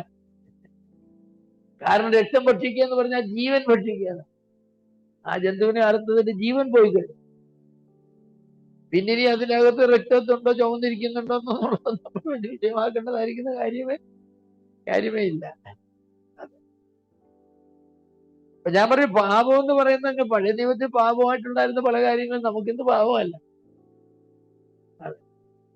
ഇനി അതേക്കുറിച്ച് പോലും സമ്മതമുണ്ട്. ഈ രക്തം ഭക്ഷിക്കരുത് എന്നൊക്കെ പറഞ്ഞത് യഹൂദനും വിജാതീയനും കൂടെ ഒരുമിച്ച് ദൈവത്തെ ആരാധിക്കുന്ന സഭകളിൽ യഹൂദന്മാർക്ക് ബുദ്ധിമുട്ടുണ്ടാക്കുന്നത് കൊണ്ടാണ് അത് പറഞ്ഞെന്ന് പറയുന്ന വേദശാസ്ത്രങ്ങളുണ്ട്. ഇപ്പൊ ജർമ്മനി മുതലായിരിക്കുന്ന സ്ഥലങ്ങളിൽ ബ്ലഡ് പുഡിങ് കഴിക്കും. അറക്കുന്ന രക്തം ആ ചൂടോടെ എടുത്തുകൊണ്ട് ഫ്രിഡ്ജിൻ്റെ അകത്ത് വെച്ച് അത് കട്ടിയായ ശേഷം അലുവ പോലെ ഇങ്ങനെ മുറിച്ച് കഴിക്കുന്ന ആളുകൾ. അപ്പൊ അവരൊന്നും ഇവിടെ യഹൂദന്മാരാരുമില്ല. യഹൂദന്മാരുടെ എണ്ണം കഴിക്കുകയില്ല. യഹൂദനെ കൃതി ഉണ്ടാക്കുന്നു. ജാതികളെ നമുക്ക് കൃതി ഉണ്ടാക്കുന്നതല്ല. അതുകൊണ്ടാണ് പറഞ്ഞിരിക്കുന്നത് അങ്ങനെയാണെന്ന് ഞാനത് പുള്ളി അക്സെപ്റ്റ് ചെയ്യുന്ന ഒരാളല്ല, വേറെ വിഷയം. എന്നാൽ നമുക്ക് എക്സ്ട്രീംസിലേക്ക് പോകേണ്ട ആവശ്യമില്ല. അപ്പൊ ഈ പാപം എന്ന് പറഞ്ഞാൽ എന്താണ്? ദൈവഹിതത്തിന് എതിരായിട്ട് നാം ചെയ്യുന്ന എന്ത് പാപമാണ്, ദൈവ സ്വഭാവത്തിനെതിരായിട്ട് ചെയ്യുന്ന പാപമാണ്. അപ്പൊ പുതിയ നിയമം വായിച്ചു നോക്കിയെങ്കിൽ ദൈവഹിതം എന്താണെന്ന് നമുക്ക് അറിയാനൊക്കെ ശരിക്കും. കാരണം പഴയ നിയമത്തിൽ ഒരുപാട് പ്രൊഹിബിഷൻസും സാങ്ഷൻസും ഉണ്ട്. നമ്മളെ ന്യായപ്രമാണത്തിൽ നിന്നും പൂർണ്ണമായി വിടുവിച്ചു എന്നാണ്. ന്യായപ്രമാണത്തിൽ ആശ്രയിക്കുന്നവൻ ശപിക്കപ്പെട്ടവൻ. അപ്പൊ ഞാൻ പഴയ നിയമത്തിൽ പറഞ്ഞിരിക്കുന്നതുകൊണ്ട് ഞാനൊന്നും ചെയ്യേണ്ട ആവശ്യമില്ല. പുതിയ നിയമത്തിൽ അത് എടുത്തു പറഞ്ഞിട്ടുണ്ടോ എന്നുള്ളതാണ്. പഴയ നിയമം എനിക്ക് ബുദ്ധിപദേശമാണ്, എഴുതിയിരിക്കുന്നതിന്റെ ബുദ്ധിപദേശത്തിന് വേണ്ടിയാണ്, എന്റെ ഉപദേശത്തിന് വേണ്ടിയാന്നല്ല, പിന്നെ എന്റെ ബുദ്ധിപദേശത്തിന് വേണ്ടിയാണ് അത് എഴുതിയിരിക്കുന്നത്. ദൈവത്തിലേക്ക് വരുമ്പോഴാണ് എന്ത് ചെയ്യാം എന്ത് ചെയ്യരുത് മുതലായിരിക്കുന്ന കാര്യങ്ങൾ. അപ്പൊ ദൈവത്തിന്റെ ഹിതം, വിൽ ഓഫ് ഗോഡ്, അതിനെതിരെ നാം എന്ത് പ്രവർത്തിച്ചാലും പാപം. ദൈവത്തിന്റെ സ്വഭാവത്തിന് എതിരെ എന്ത് പ്രവർത്തിച്ചാലും പാപം. ദൈവത്തിന്റെ സ്വഭാവത്തെക്കുറിച്ച് ബൈബിളിൽ പറഞ്ഞിട്ടുള്ള യാഥാർത്ഥ്യങ്ങൾ ഒരുപാടുണ്ട്. ആ യാഥാർത്ഥ്യങ്ങളെതിരെ നാം പ്രവർത്തിക്കാനായിട്ട് പാടില്ല. അതൊക്കെ പാപം. പാപം നമ്മൾ എന്താ ചെയ്യുന്നത് ചോദിച്ചാൽ, സമൂഹം അക്സെപ്റ്റ് ചെയ്തിട്ടുള്ളതായിരിക്കും നന്മയും തിന്മയും. അതാണ് നമുക്ക് പാപം. സമൂഹം അക്സെപ്റ്റ് ചെയ്തിരിക്കുന്ന പാവവും തിന്മയും. ചില സമൂഹത്തിൽ ചെന്ന് ചില കാര്യങ്ങൾ ചെയ്ത പാവമേ അല്ല. ആരും ഒരു പാവമാണ്? അത് പാവമല്ല അവിടെ. പക്ഷെ ബൈബിൾ എന്ന് പറഞ്ഞെന്നുള്ളതിന്റെ അടിസ്ഥാനത്തിലല്ല അവർ നോക്കുന്നത്. സമൂഹത്തിന് the will of the community, majority will എന്നവർ പറയാറുണ്ട്. The will of the community, അതാണ് നന്മയും തിന്മയും നിശ്ചയിക്കുന്നതെന്നാണ് വലിയ വലിയ തിയോളജിയൻസ് അല്ല, ഫിലോസഫേഴ്സ് ഉണ്ടായിരുന്നു. ജെറമി ബെൻഥം, അതുപോലെ ഉള്ള ലോക്കെയർ മുതലായിരിക്കുന്ന ആളുകളൊക്കെ അവർ പറഞ്ഞു. നോക്കി, അതാണ് ശരി തെറ്റ് നിശ്ചയിക്കുന്നത് the common will of the community, കമ്മ്യൂണിറ്റിയുടെ common will. Everybody in the community says that ഇപ്പം മരിച്ച ആളുകളെ മനുഷ്യർക്ക് പാചകം ചെയ്ത് കഴിക്കാം, അവരെ അങ്ങനെ അടക്കേണ്ട ആവശ്യം, ദഹിപ്പിച്ച് കളയേണ്ട ആവശ്യമൊന്നുമില്ല എന്ന് അവരെ കമ്മ്യൂണിറ്റിയുള്ള എല്ലാവരും പറഞ്ഞാൽ അത് പിന്നെ തെറ്റല്ലെന്ന് അവർ പറയും. നമ്മൾ പറയുന്നത് അങ്ങനെ ബൈബിളിൽ എവിടെയെങ്കിലും ചത്തവരെ തിന്നരുതെന്ന് പറഞ്ഞിട്ടുണ്ടെങ്കിൽ തെറ്റാണ് നമുക്ക് പറയാം. അങ്ങനെ പറഞ്ഞിട്ടില്ലെങ്കിൽ പിന്നെ നമുക്ക് വേറെ തിയോളജി നോക്കണോ അതിന്? അപ്പൊ പാപം എന്ന് പറഞ്ഞാൽ എന്താണെന്ന് ചോദിച്ചാൽ, ദൈവത്തിന്റെ സ്വഭാവത്തിനും ദൈവത്തിന്റെ ഹിതത്തിന് ഇത് നമ്മുടെ മനസ്സിൽ വേണം. ഏതെങ്കിലും ഒരു വിഷയത്തെ കുറിച്ചാണെങ്കിൽ ഇത് ദൈവത്തിന്റെ സ്വഭാവവുമായി നിരക്കുന്നതാണ്, അല്ലെങ്കിൽ ഇത് ദൈവഹിതത്തിന് വിപരീതമാണോ? ദൈവം അനുവദിച്ചതോ വിലക്കിയതോ ആയ കാര്യങ്ങളുടെ പട്ടികയിൽ ഇതിനെ എങ്ങനെയാണ് നമുക്ക് പെടുത്താൻ? അതാണ്. അതിൽ കുറഞ്ഞ ഒന്നും നമുക്ക് ചെയ്യാനായിട്ട് നമുക്ക് സാധിക്കും. പിന്നെ മനസാക്ഷിക്കനുസരിച്ചാണ് എന്ന് പറയാറുണ്ട്. എന്റെ മനസാക്ഷി കുറ്റം വരുന്നത്. മനസാക്ഷി ആബ്സല്യൂട്ട് അല്ല. മനസാക്ഷി ഒരിക്കലും ആബ്സല്യൂട്ട് അല്ല. വേശ്യാവൃത്തി നടത്തി ജീവിക്കുന്നതായിരിക്കുന്ന ഒരു അമ്മയുടെ മകള്, അത് ജനിക്കുന്നതായിരിക്കും വേശ്യാവൃത്തി ജനിച്ച ഒരു കുട്ടിയാണ്. ആ വീട്ടിലെന്നും പുരുഷന്മാർ വരികയും പോവുകയും ചെയ്യുന്നുണ്ട്. അങ്ങനെയാണ് അവരുടെ ഉപജീവനം കഴിയുന്നത്. ആ കുട്ടിയെ സംബന്ധിച്ചിടത്തോളം വേശ്യാവൃത്തി എന്ന് പറയുന്നത് ഒരു പാപമൊന്നുമല്ല. കാരണം അതിന്റെ മനസാക്ഷിയിൽ അങ്ങനെ ഒരു കാര്യമേ ഇല്ല. പക്ഷെ അതുകൊണ്ട് തെറ്റ അല്ലെന്ന് വരുന്നുണ്ടോ? ഇല്ല. മനസാക്ഷി എഡ്യൂക്കേറ്റ് ചെയ്യേണ്ടതാണ്. അതാണ് മനസാക്ഷി ന്യൂട്രൽ ആയിരിക്കുന്ന എപ്പോഴാണെന്ന് വെച്ചാൽ ഒരു കുഞ്ഞ് ജനിക്കുമ്പോൾ ന്യൂട്രലാണ്. ആ കുഞ്ഞ് ജനിക്കുമ്പോൾ ന്യൂട്രലാണ്. ആ കുഞ്ഞ് വളർന്നു വരുമ്പോൾ എന്ത് ചെയ്യുന്നു? ആ ന്യൂട്രാലിറ്റിക്ക് വ്യത്യാസം വരും. കാരണം എന്താണ്? ഫോൺ അടിച്ചു, ഡാഡിയില്ലെന്ന് പറഞ്ഞു. അപ്പൊ കുഞ്ഞിനോട് എന്ത് പഠിപ്പിച്ചു നമ്മൾ പറഞ്ഞാൽ അല്ലേ? നമ്മൾ പറഞ്ഞാൽ അപ്പൊ ആ കുഞ്ഞിന് പിന്നെ അടുത്ത പ്രാവശ്യം ഫോൺ അടിക്കുമ്പോൾ ഡാഡി ഇവിടെ ഇല്ല കേട്ടോ. കുറച്ചുകൂടി മനസ്സാക്ഷിയുള്ളതാണെങ്കിൽ ആ കൊച്ചു പറയും, ഡാഡി ഇവിടെ ഇല്ലെന്ന് പറയാൻ ഡാഡി എന്നോട് പറയുന്നു. അത് മനസ്സാക്ഷി അത്രയും മോശമായില്ല, അതുകൊണ്ടാണ് പറഞ്ഞത്. മനസാക്ഷി നീഡ് ടു ബി എഡ്യൂക്കേറ്റഡ്.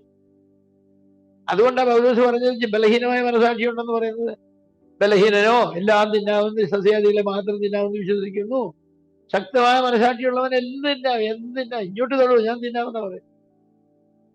കാരണം conscience need to be educated. അതിനെ നമ്മൾ പഠിപ്പിച്ചുകൊണ്ടിരണം. നമ്മുടെ മക്കളെ വളർത്തുന്നതിൽ മാതാപിതാക്കൾക്കുള്ള വലിയൊരു പങ്ക് എന്താണെന്നറിയാമോ? ഈ മനസാക്ഷി എത്രയും വേഗം സത്യത്തോട് പ്രതികരിക്കാനും തിന്മയോട് പ്രതികരിക്കാനും കഴിയത്തക്കവണ്ണം ഈ മനസാക്ഷിയെ മാതാപിതാക്കൾ എന്ത് ചെയ്യണം? എഡ്യൂക്കേറ്റ് ചെയ്യണം. അപ്പോൾ മാത്രമേ മക്കളുടെ മനസാക്ഷി പ്രകാരം അവർക്ക് ജീവിക്കാനായിട്ട് സാധിക്കും. അതുകൊണ്ട് ചില മനസ്സിലാക്കി എന്റെ മനസാക്ഷിക്ക് യാതൊരു നിയമം. അതെ, അവൻ രണ്ടടി കൊടുത്തു, ചെവുകുറ്റിക്ക് രണ്ടടി കൊടുത്തു. അവൻ വളരെ വേദനിച്ച് പാവപ്പെട്ട തെറ്റ് ചെയ്തതുമല്ല. എന്നിട്ട് ഇവനെ പറഞ്ഞു എനിക്ക് തെറ്റാൻ തോന്നുന്നു, എനിക്ക് തെറ്റാൻ തോന്നുന്നു. നമ്മളവനെ ബോധ്യപ്പെടുത്താനേ ഒക്കുകയില്ല, ബോധ്യപ്പെടുത്താനേ ഒക്കും.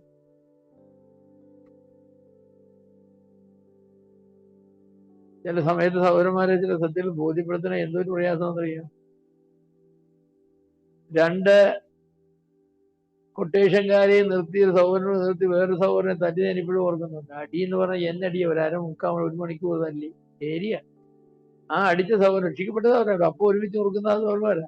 ആ സഹോദരനെ തല്ലി തെറ്റായി പോയെന്ന സഹോദരനെ കൊണ്ട് സമ്മതിപ്പിക്കാനായിട്ട് ഞാൻ മതമുളകി ഒരു ആനയെ മെരുക്കിയെടുക്കാൻ ഒരുങ്ങുന്നത് പോലെ പ്രയാസമുള്ള കാര്യം, വളരെ പ്രയാസം. കാരണം എന്റെ മനസാക്ഷി ഞാൻ ക്ലിയർ. അപ്പൊ എന്നെ മനസാക്ഷി അത് എന്നെ മനസാക്ഷി അങ്ങനെ മോഷ്ടിച്ച മനസാക്ഷി ഹേമം തട്ടാത്തതുണ്ട്. കായംകുളി കൊച്ചിനുണ്ണിക്ക് എപ്പോഴെങ്കിലും മനസാക്ഷിക്ക് ഹേമം തട്ടിയോ? റോബിൻ ഹുഡ് എന്ന് പറഞ്ഞൊരു ക്യാരക്ടർ അദ്ദേഹം ചെയ്യുന്നത് എന്താന്ന് ചോദിച്ചാൽ ധനവാന്മാരെ മോഷ്ടിച്ചിട്ട് പാവങ്ങൾക്ക് വിതരണം ചെയ്യും. എന്റെ ആവശ്യത്തിന് വേണ്ടി ഇന്ന് ധനവാന്റെ വീട് നമുക്ക് മോഷ്ടിക്കാം, എന്നിട്ട് എല്ലാം എടുത്തിട്ട് നാളെ പാവങ്ങൾക്കെല്ലാം കൊടുക്കും. സൽപ്രവൃത്തിയല്ലേ ചെയ്യുന്നത്. അപ്പോ കായങ്ങൾ കൊച്ചുകൊണ്ടിരിക്കും മനസാക്ഷിക്ക് ഹേമമൊന്നും പറ്റി കാണുകയില്ല, ഒരു ഹേമം പറ്റി കാണുകയില്ല. പക്ഷെ അതുകൊണ്ട് തെറ്റല്ലെന്ന് വരുന്നില്ല. അപ്പൊ മനസാക്ഷി is not the absolute guidance. മനസാക്ഷിയെ ശരിക്ക് ഫോർമുലേറ്റ് ചെയ്തെങ്കിൽ മാത്രമേ മനസാക്ഷി നന്മയും തിന്മയും വിവേചിച്ച് നമുക്ക് മുന്നറിയിപ്പുകൾ തരാനും ശാന്തമാക്കാനും കഴിയും. അപ്പൊ ആബ്സല്യൂട്ട്ലി ഫൈനലി പറഞ്ഞു കഴിഞ്ഞാൽ ദൈവത്തിന്റെ സ്വഭാവത്തിനും ദൈവത്തിന്റെ ഇഷ്ടത്തിനും അനുസരണമായിട്ടാണോ നാം പ്രവർത്തിക്കുന്നത്? ദൈവത്തിന് ഓരോ ദിവസവും വായിക്കുമ്പോൾ അതിലെ ഭാഗങ്ങൾ നോക്കണം. പഴയ നിയമം പുതിയ നിയമമായാലും പഴയ നിയമത്തിൽ ചില കാര്യങ്ങളാണ് does it apply to me എന്ന് ചോദിക്കണം. ഇതൊന്നും എനിക്ക് ബാധകമാണോ? ബാധകമാണെങ്കിൽ ഉടനെ തന്നെ കുറിച്ചു വെക്കണം. ഈ വിഷയത്തെ സംബന്ധിച്ചുള്ള ദൈവഹിതം ഇതാണ്, അത് ലംഘിക്കാൻ എനിക്ക് അനുവാദം. അതെനിക്ക് ബാധകമല്ലെങ്കിൽ അതുകൊണ്ട് പുതിയ നിയമം വായിക്കുമ്പോഴും അങ്ങനെ ഓരോ വിഷയത്തെ സംബന്ധിച്ചുള്ള ദൈവഹിതം എന്താണ്. മത്തായിയുടെ സുവിശേഷം ഞാൻ ഒരിക്കൽ പല സുവിശേഷം വായിച്ചു നോക്കി. എന്റെ ഓർമ്മ ശരിയാണെങ്കിൽ 89 or 90 കൽപ്പനകൾ ഇന്ന് നാം ചെയ്യേണ്ടതായിട്ട് മത്തായി സുവിശേഷത്തിലുണ്ട്. അത്രയും കൽപ്പന ദൈവഹിതം, വിഷയങ്ങളെ സംബന്ധിച്ചുള്ള ദൈവഹിതം വ്യക്തമായി എഴുതി. അപ്പൊ എന്തോരം ദൈവഹിതത്തെ സംബന്ധിച്ചുള്ള വെളിപ്പാടുകൾ എന്തോരം ഉണ്ടെന്നറിയാം. നമ്മളതൊക്കെ വായിച്ചിങ്ങനെ വിടുകയല്ലേ. ദൈവഹിതമാണോ അല്ലയോ എന്നുള്ള ചോദ്യവും നമ്മൾ ചോദിക്കുന്നു. അപ്പൊ അതേക്കുറിച്ച് ചിലർ പറയുന്ന അങ്ങനെയൊക്കെ ചിന്തിച്ചാൽ ജീവിക്കാനൊക്കെ. പണ്ട് വളരെ പ്രശസ്തിയായ ഒരാളോടെ ചോദിച്ചു, അവിടുന്ന് കള്ളം പറഞ്ഞിട്ടുണ്ടോ? ഇന്ത്യയിൽ മിഷണറിയായിരുന്ന പേടിയാ, ഇല്ല, അവർ മരിച്ചുപോയി. അപ്പോ അവര് തിരിച്ചുകൊണ്ട് പറഞ്ഞു, എന്റെ കുഞ്ഞെ കള്ളം പറയാൻ ജീവിക്കാനൊക്കെ ചോദിച്ചു. കള്ളം പറയാൻ ജീവിക്കാനൊക്കെ ചോദിച്ചു. അതുകൊണ്ട് അമേരിക്കക്കാർ അവർ കള്ളം അധികം പറയുന്നത് നമ്മുടെ കൂടെ അങ്ങനെ ഓപ്പണേണം കള്ളം പറയില്ല ഞാൻ വിചാരിക്കുന്നു. കുറച്ചുകൂടെ ഒക്കെ ഒരു ക്രിസ്ത്യൻ എത്തിക്സ് കുറച്ചുകൂടെ അവർക്ക് ബെറ്ററാണ്. എങ്കിൽ ഞാൻ പറഞ്ഞാണ് കള്ളം പറയാൻ ജീവിക്കാനൊക്കെ. അത് അവർ ചില കാര്യങ്ങൾ വെച്ചിട്ടുണ്ട്. ചില മറ്റുള്ളവർക്ക് ദോഷം വരുന്ന കള്ളങ്ങൾ പറയരുത്, വൈറ്റ് ലൈസ് എന്ന് പറയില്ലേ, നമ്മളെല്ലാം ചെയ്യുന്നതല്ലേ. ഉച്ചയ്ക്ക് നിങ്ങളെ ഊണ് കഴിക്കുന്ന സമയമാണ്, അപ്പോൾ അങ്ങോട്ട് കയറി വന്നു കഴിഞ്ഞാൽ ചോദിക്കുന്ന ചോദ്യമുണ്ട്, അപ്പോൾ ഊണ് കഴിച്ചാന്നോ? അപ്പോൾ എന്താ പറയും? വളരെ സത്യം എന്താ, ഞാൻ ഊണ് കഴിച്ചതല്ല, പക്ഷെ ഞാനിപ്പോ ഊണ് കഴിക്കുന്നില്ല, വീട്ടിൽ ചെന്ന് ഞാൻ ഊണ് കഴിക്കുന്നുള്ളൂ എന്ന് പറഞ്ഞ സത്യമാണ് എന്ന് പറയാൻ കഴിച്ച ഊണ് കഴിച്ചാന്ന് പറയില്ല, കഴിച്ച. ഇങ്ങനെ കേൾക്കുന്നവർക്ക് എന്തായിരിക്കണം കിട്ടുന്ന ഇംപ്രഷൻ? ഊണ് കഴിച്ച. ചോദ്യം അതല്ലേ. കഴിച്ച എന്തുവെന്നറിയോ? പോരുന്ന വഴിക്ക് ഒരു പഴം വാങ്ങിച്ചു തിന്നു. എന്തെങ്കിലും കാരണം ചോദിച്ചാൽ കഴിച്ചു എന്ന് പറയണമല്ലോ. അപ്പൊ അതാ മറ്റുള്ളവർക്ക് വലിയ ഉപദ്രവം ചെയ്യാത്തതായിരിക്കുന്ന കളവ് നമുക്ക് പറയാം. കളവ് ഏത് വിധത്തിലായാലും അതെന്താണ്? കളവ. ഏത് വിധത്തിലായാലും കളവ. പറയുന്ന കാര്യം സത്യമായിരിക്കണമെന്നേ ഉള്ളൂ, എല്ലാ സത്യവും പറയണമെന്നില്ല. ദാവീദിനെ അഭിഷേകം ചെയ്യാനായിട്ട് ശമൂലിനോട് പറഞ്ഞു. ശമൂല് പറഞ്ഞു, ശൗല് കേട്ട എന്റെ കഴുത്ത് വെട്ടുന്നു. കഴുത്ത് വെട്ടു എന്നല്ല പറഞ്ഞ കേട്ടോ, കള്ളമൊന്നുമല്ല ഞാൻ പറയുന്നത്. അവനെ കൊന്നുകളയുമെന്നാ പറഞ്ഞു. കർത്താവ് പറഞ്ഞ എന്താ പറഞ്ഞു? നീ ഒരു പശുക്കിടാവിനെ കൊണ്ട് പോകാൻ ചോദിച്ചാൽ പറയണോ ഇതിനെ യാഗം കഴിക്കാൻ പോവാ. അത് സത്യമാണ്. ആ പശുക്കിടാവിനെ കൊണ്ട് യാഗം കഴിച്ചോണ്ട് സത്യം. മുഴുവൻ സത്യം പറഞ്ഞില്ല. മുഴുവൻ സത്യം എന്താണ്? ദാവീദിനെ രാജാവായിട്ട് അഭിഷേകം ചെയ്യാൻ അത് പറയേണ്ട കാര്യമില്ല. അത് പറയുന്നത് കള്ളമൊന്നുമല്ല പറഞ്ഞത്. നീ പക്ഷെ കാളക്കിടാവിനെ കൊണ്ട് പോകാതെ യാഗം കഴിക്കാനായിരുന്നു. അവിടെ ചെന്നിട്ട് യാഗം കഴിച്ചില്ലെങ്കിൽ നീ പറഞ്ഞ കള്ളമാണ്. നീ അവിടെ ചെന്നാൽ യാഗം കഴിച്ചിരിക്കണം. യാഗം കഴിക്കാനുള്ളതിനെ കൊണ്ട് വേണം നീ പോകാൻ. പറയുന്ന കാര്യം സത്യമായിരിക്കണം. പറയുന്നതെല്ലാം എല്ലാ സത്യവും പറയണമെന്നില്ല. കർത്താവിനോട് എത്ര ചോദ്യം ചോദിച്ചു, ഉത്തരം പറയാതില്ലേ? നീ ഒന്നും പറയുന്നില്ലെന്ന് ചോദിച്ചു, മിണ്ടാതിരുന്നു. പിന്നെ ജീവനുള്ള ദൈവത്തെ സാക്ഷിയാക്കി, അങ്ങനെ പറഞ്ഞാൽ യഹൂദന്റെ നിയമപ്രകാരം ദൈവത്തെ സാക്ഷിയാക്കി ചോദ്യം ചോദിച്ച ഉത്തരം പറഞ്ഞേ നോക്കൂ. പറഞ്ഞില്ലെങ്കിലും അത് ക്യാപിറ്റൽ ക്രൈമാണ്. അതുകൊണ്ട് അവരങ്ങനെ ചോദിച്ചു. നീ ദൈവത്തിന് തന്നെ പറയുക എന്ന് പറഞ്ഞു. ജീവനുള്ള ദൈവത്തെ പറഞ്ഞു ആകുന്നു. പാപം എന്ന് പറഞ്ഞ ഇഷ്യൂ നാം വിചാരിക്കുന്നതിനേക്കാൾ വളരെ ഗൗരവമുള്ള ഒരു ഇഷ്യൂ ആണ്. നമ്മൾ താമസിച്ചെന്ന് പറഞ്ഞാൽ നമ്മൾ എന്താ പറയുക, കഴിഞ്ഞ ആഴ്ച പറയാൻ തലവേദനയാണെന്ന് പറയുന്നത് സത്യമേ ആയിരിക്കില്ല. തലവേദന എല്ലാവർക്കും ഉണ്ട്. ലോകത്തിലുള്ള എല്ലാ മനുഷ്യർക്കും, തലയുള്ള എല്ലാവർക്കും വേദന ഉണ്ട്, ഇല്ലേ? തലയുണ്ടായിട്ട് വേദന ഇല്ലാത്തവരാരെങ്കിലും ഉണ്ട്? പക്ഷേ തലവേദന കൊണ്ടാണോ മീറ്റിംഗ് പറയാൻ ചോദിച്ചാൽ സത്യമല്ല. കാരണം എന്താ? ഈ തലവേദന വെച്ചും കൊണ്ട് കുറച്ചു നേരം മീറ്റിങ്ങിന് വരായിരുന്നു. കുറച്ച് കഴിഞ്ഞപ്പോൾ എന്ത് ചെയ്തു? എന്താ തെങ്ങ കയറി കരിക്കിട്ട് കുടിക്കാമെന്ന് വിചാരിച്ചു. തെങ്ങ കയറി. തലവേദനയും കൊണ്ട് തെങ്ങ കയറാൻ കഴിയും. തലവേദന കൊണ്ട് അടുത്ത കടയിൽ പോയാൽ കഴിയും. തലവേദന കൊണ്ട് പശുവിന് പുല്ലരിച്ചിട്ട് കൊടുക്കാൻ കഴിയും. തലവേദന കൊണ്ട് ഇവിടെ വന്നിരുന്നത് ഇമേ സോദരം എന്ന് പറയാൻ കഴിയില്ല. അപ്പൊ വേറെ എക്സ്ക്യൂസ് അങ്ങനെയൊക്കെ നമ്മൾ പറയും. പിന്നെ വരാൻ ഒത്തില്ല സൗര എന്ന് ചിലർ പറയുന്നവരുണ്ട്. നമ്മൾ ചോദിച്ചത് എന്തുകൊണ്ടാണ് വരാഞ്ഞ? ഒത്തില്ലെന്ന് അറിയാവുന്നതുകൊണ്ടാ ചോദിച്ചത്, എന്തുകൊണ്ടാണ് വരാഞ്ഞ എന്ന് പറഞ്ഞാൽ മതി. ഞാൻ വന്നില്ല, നിങ്ങൾക്കറിയാം, പക്ഷെ കാരണം എനിക്ക് പറയാൻ ഒക്കില്ല. നിങ്ങൾ അറിയേണ്ട ഒരു കാരണമല്ല, അതുകൊണ്ടാണ് എന്ന് പറഞ്ഞാൽ കുഴപ്പമില്ല, നമുക്ക് കുഴപ്പമില്ല. അപ്പൊ ഞാൻ പറഞ്ഞത്, പാപം എന്ന് പറയുന്ന ഇഷ്യൂ ഒരു വലിയ ഇഷ്യൂ ആണ് കേട്ടോ. കർത്താവ് നമ്മെ രക്ഷിക്കാനായിട്ട് തീരുമാനിച്ചപ്പോൾ ഒരേ ഒരു മാർഗമേ ഉള്ളൂ. എന്താ? ദൈവത്തിന്റെ സ്വഭാവത്തിനും ദൈവത്തിന്റെ ഹിതത്തിനും എതിരായിട്ട് മനുഷ്യൻ ചെയ്തു കൂട്ടരുത്. ഇപ്പൊ ആദ്യം ചെയ്തത് എന്തായിരുന്നു? ദൈവത്തിന്റെ ഹിതത്തിനെതിരാണ്. പാഴും തിന്നരുത് എന്ന ഹിതത്തിന് എതിരാണ്. അതാണ് അവിടെ സംഭവിച്ചത്. ദൈവഹിതത്തിനെതിരാണ്. വ്യക്തമായി ദൈവഹിതം പറഞ്ഞു, നീ ജീവനുള്ള നന്മതിന്മകളുടെ അറിവിന്റെ വൃക്ഷഫലം നീ തിന്നരുത്. അവൻ തിന്നു. അത് ദൈവഹിതത്തിനെതിരെയാണ്. കൽപ്പനാ ലംഘനം നമ്മൾ പറയും ദൈവഹിതത്തിനെതിരെയാണ്. വേറെ അങ്ങനെയല്ല. ദൈവത്തിന്റെ സ്വഭാവത്തിനെതിരെ പാപം ചെയ്യുന്ന ഒരുപാട് ആളുകളാണ്. ദൈവം നീതിമാനാണ്, നീതി ചെയ്യും. ദൈവം സ്നേഹവാനാണ്, വെറുക്കുന്നു. ദൈവം സത്യവാനാണ് എന്നൊക്കെ പറയുന്നു. സ്വഭാവമുണ്ട്. മോശയോട് ദൈവം പറഞ്ഞു കഴിഞ്ഞിട്ട് എടുക്കരുത്, നിൽക്കുന്ന സർവ്വശുദ്ധമാണ്, കാലിൽ നിന്ന് ചെരിപ്പൂരി കളകാൻ. കാലിൽ നിന്ന് ചെരിപ്പൂരി കളക എന്ന് പറയുന്നത് ദൈവത്തിന്റെ ഹിതമാണ് അവനെ സംബന്ധിച്ച്. പക്ഷെ അതിന്റെ കാരണം എന്താ? ദൈവത്തിന്റെ സ്വഭാവമാണ്. ദൈവം വിശുദ്ധനാണ്. ദൈവം എവിടെ നിന്നാലും എവിടെ പ്രത്യക്ഷമായാലും ആ സ്ഥലം എന്താണ്? വിശുദ്ധമാണ്. ദൈവ സാന്നിധ്യമുള്ള സ്ഥലം വിശുദ്ധമാണ്. അവിടെ പാവിയായ മനുഷ്യന് ദൈവത്തിന്റെ വിശുദ്ധിയെക്കുറിച്ചുള്ള ബോധത്തോടു കൂടെ മാത്രം നിൽക്കാനായിട്ട് സാധിക്കും. അതിന് ചെരുപ്പിന് എന്നാ ഈ ദോഷം എന്നൊക്കെ ചോദിച്ചാലൊക്കെ നല്ലതാണ്, സിംബോളിക്കലായിരിക്കും. പക്ഷെ ഇതിന്റെ നടപ്പ് ശരിയല്ല. ഒരുപാട് കാര്യങ്ങൾ കാണും. ഏതായാലും ചെരുപ്പൂരി കളവാനാണ് പറഞ്ഞത്. അപ്പൊ ദൈവ സ്വഭാവത്തിനും ദൈവകൽപ്പനയ്ക്കും എതിരായുള്ള ഒന്നും കാര്യം നമ്മൾ ചെയ്യരുത്. ദൈവം നമ്മെ രക്ഷിക്കാനായിട്ട് വന്ന് തീരുമാനിച്ചപ്പോൾ തന്റെ പുത്രനായ യേശുക്രിസ്തുവിന്റെ കാൽവറി ബലി ഒഴികെ വേറെ യാതൊരു മാർഗം ഉണ്ടായിരുന്നില്ല മനുഷ്യനെ രക്ഷിക്കുവാനായിട്ട്. അതുകൊണ്ട് നമുക്ക് പാപത്തെ വെറുത്ത് നീതിയുള്ളവരായിട്ട് ജീവിക്കാം. ദൈവം നമ്മെ സഹായിക്കട്ടെ.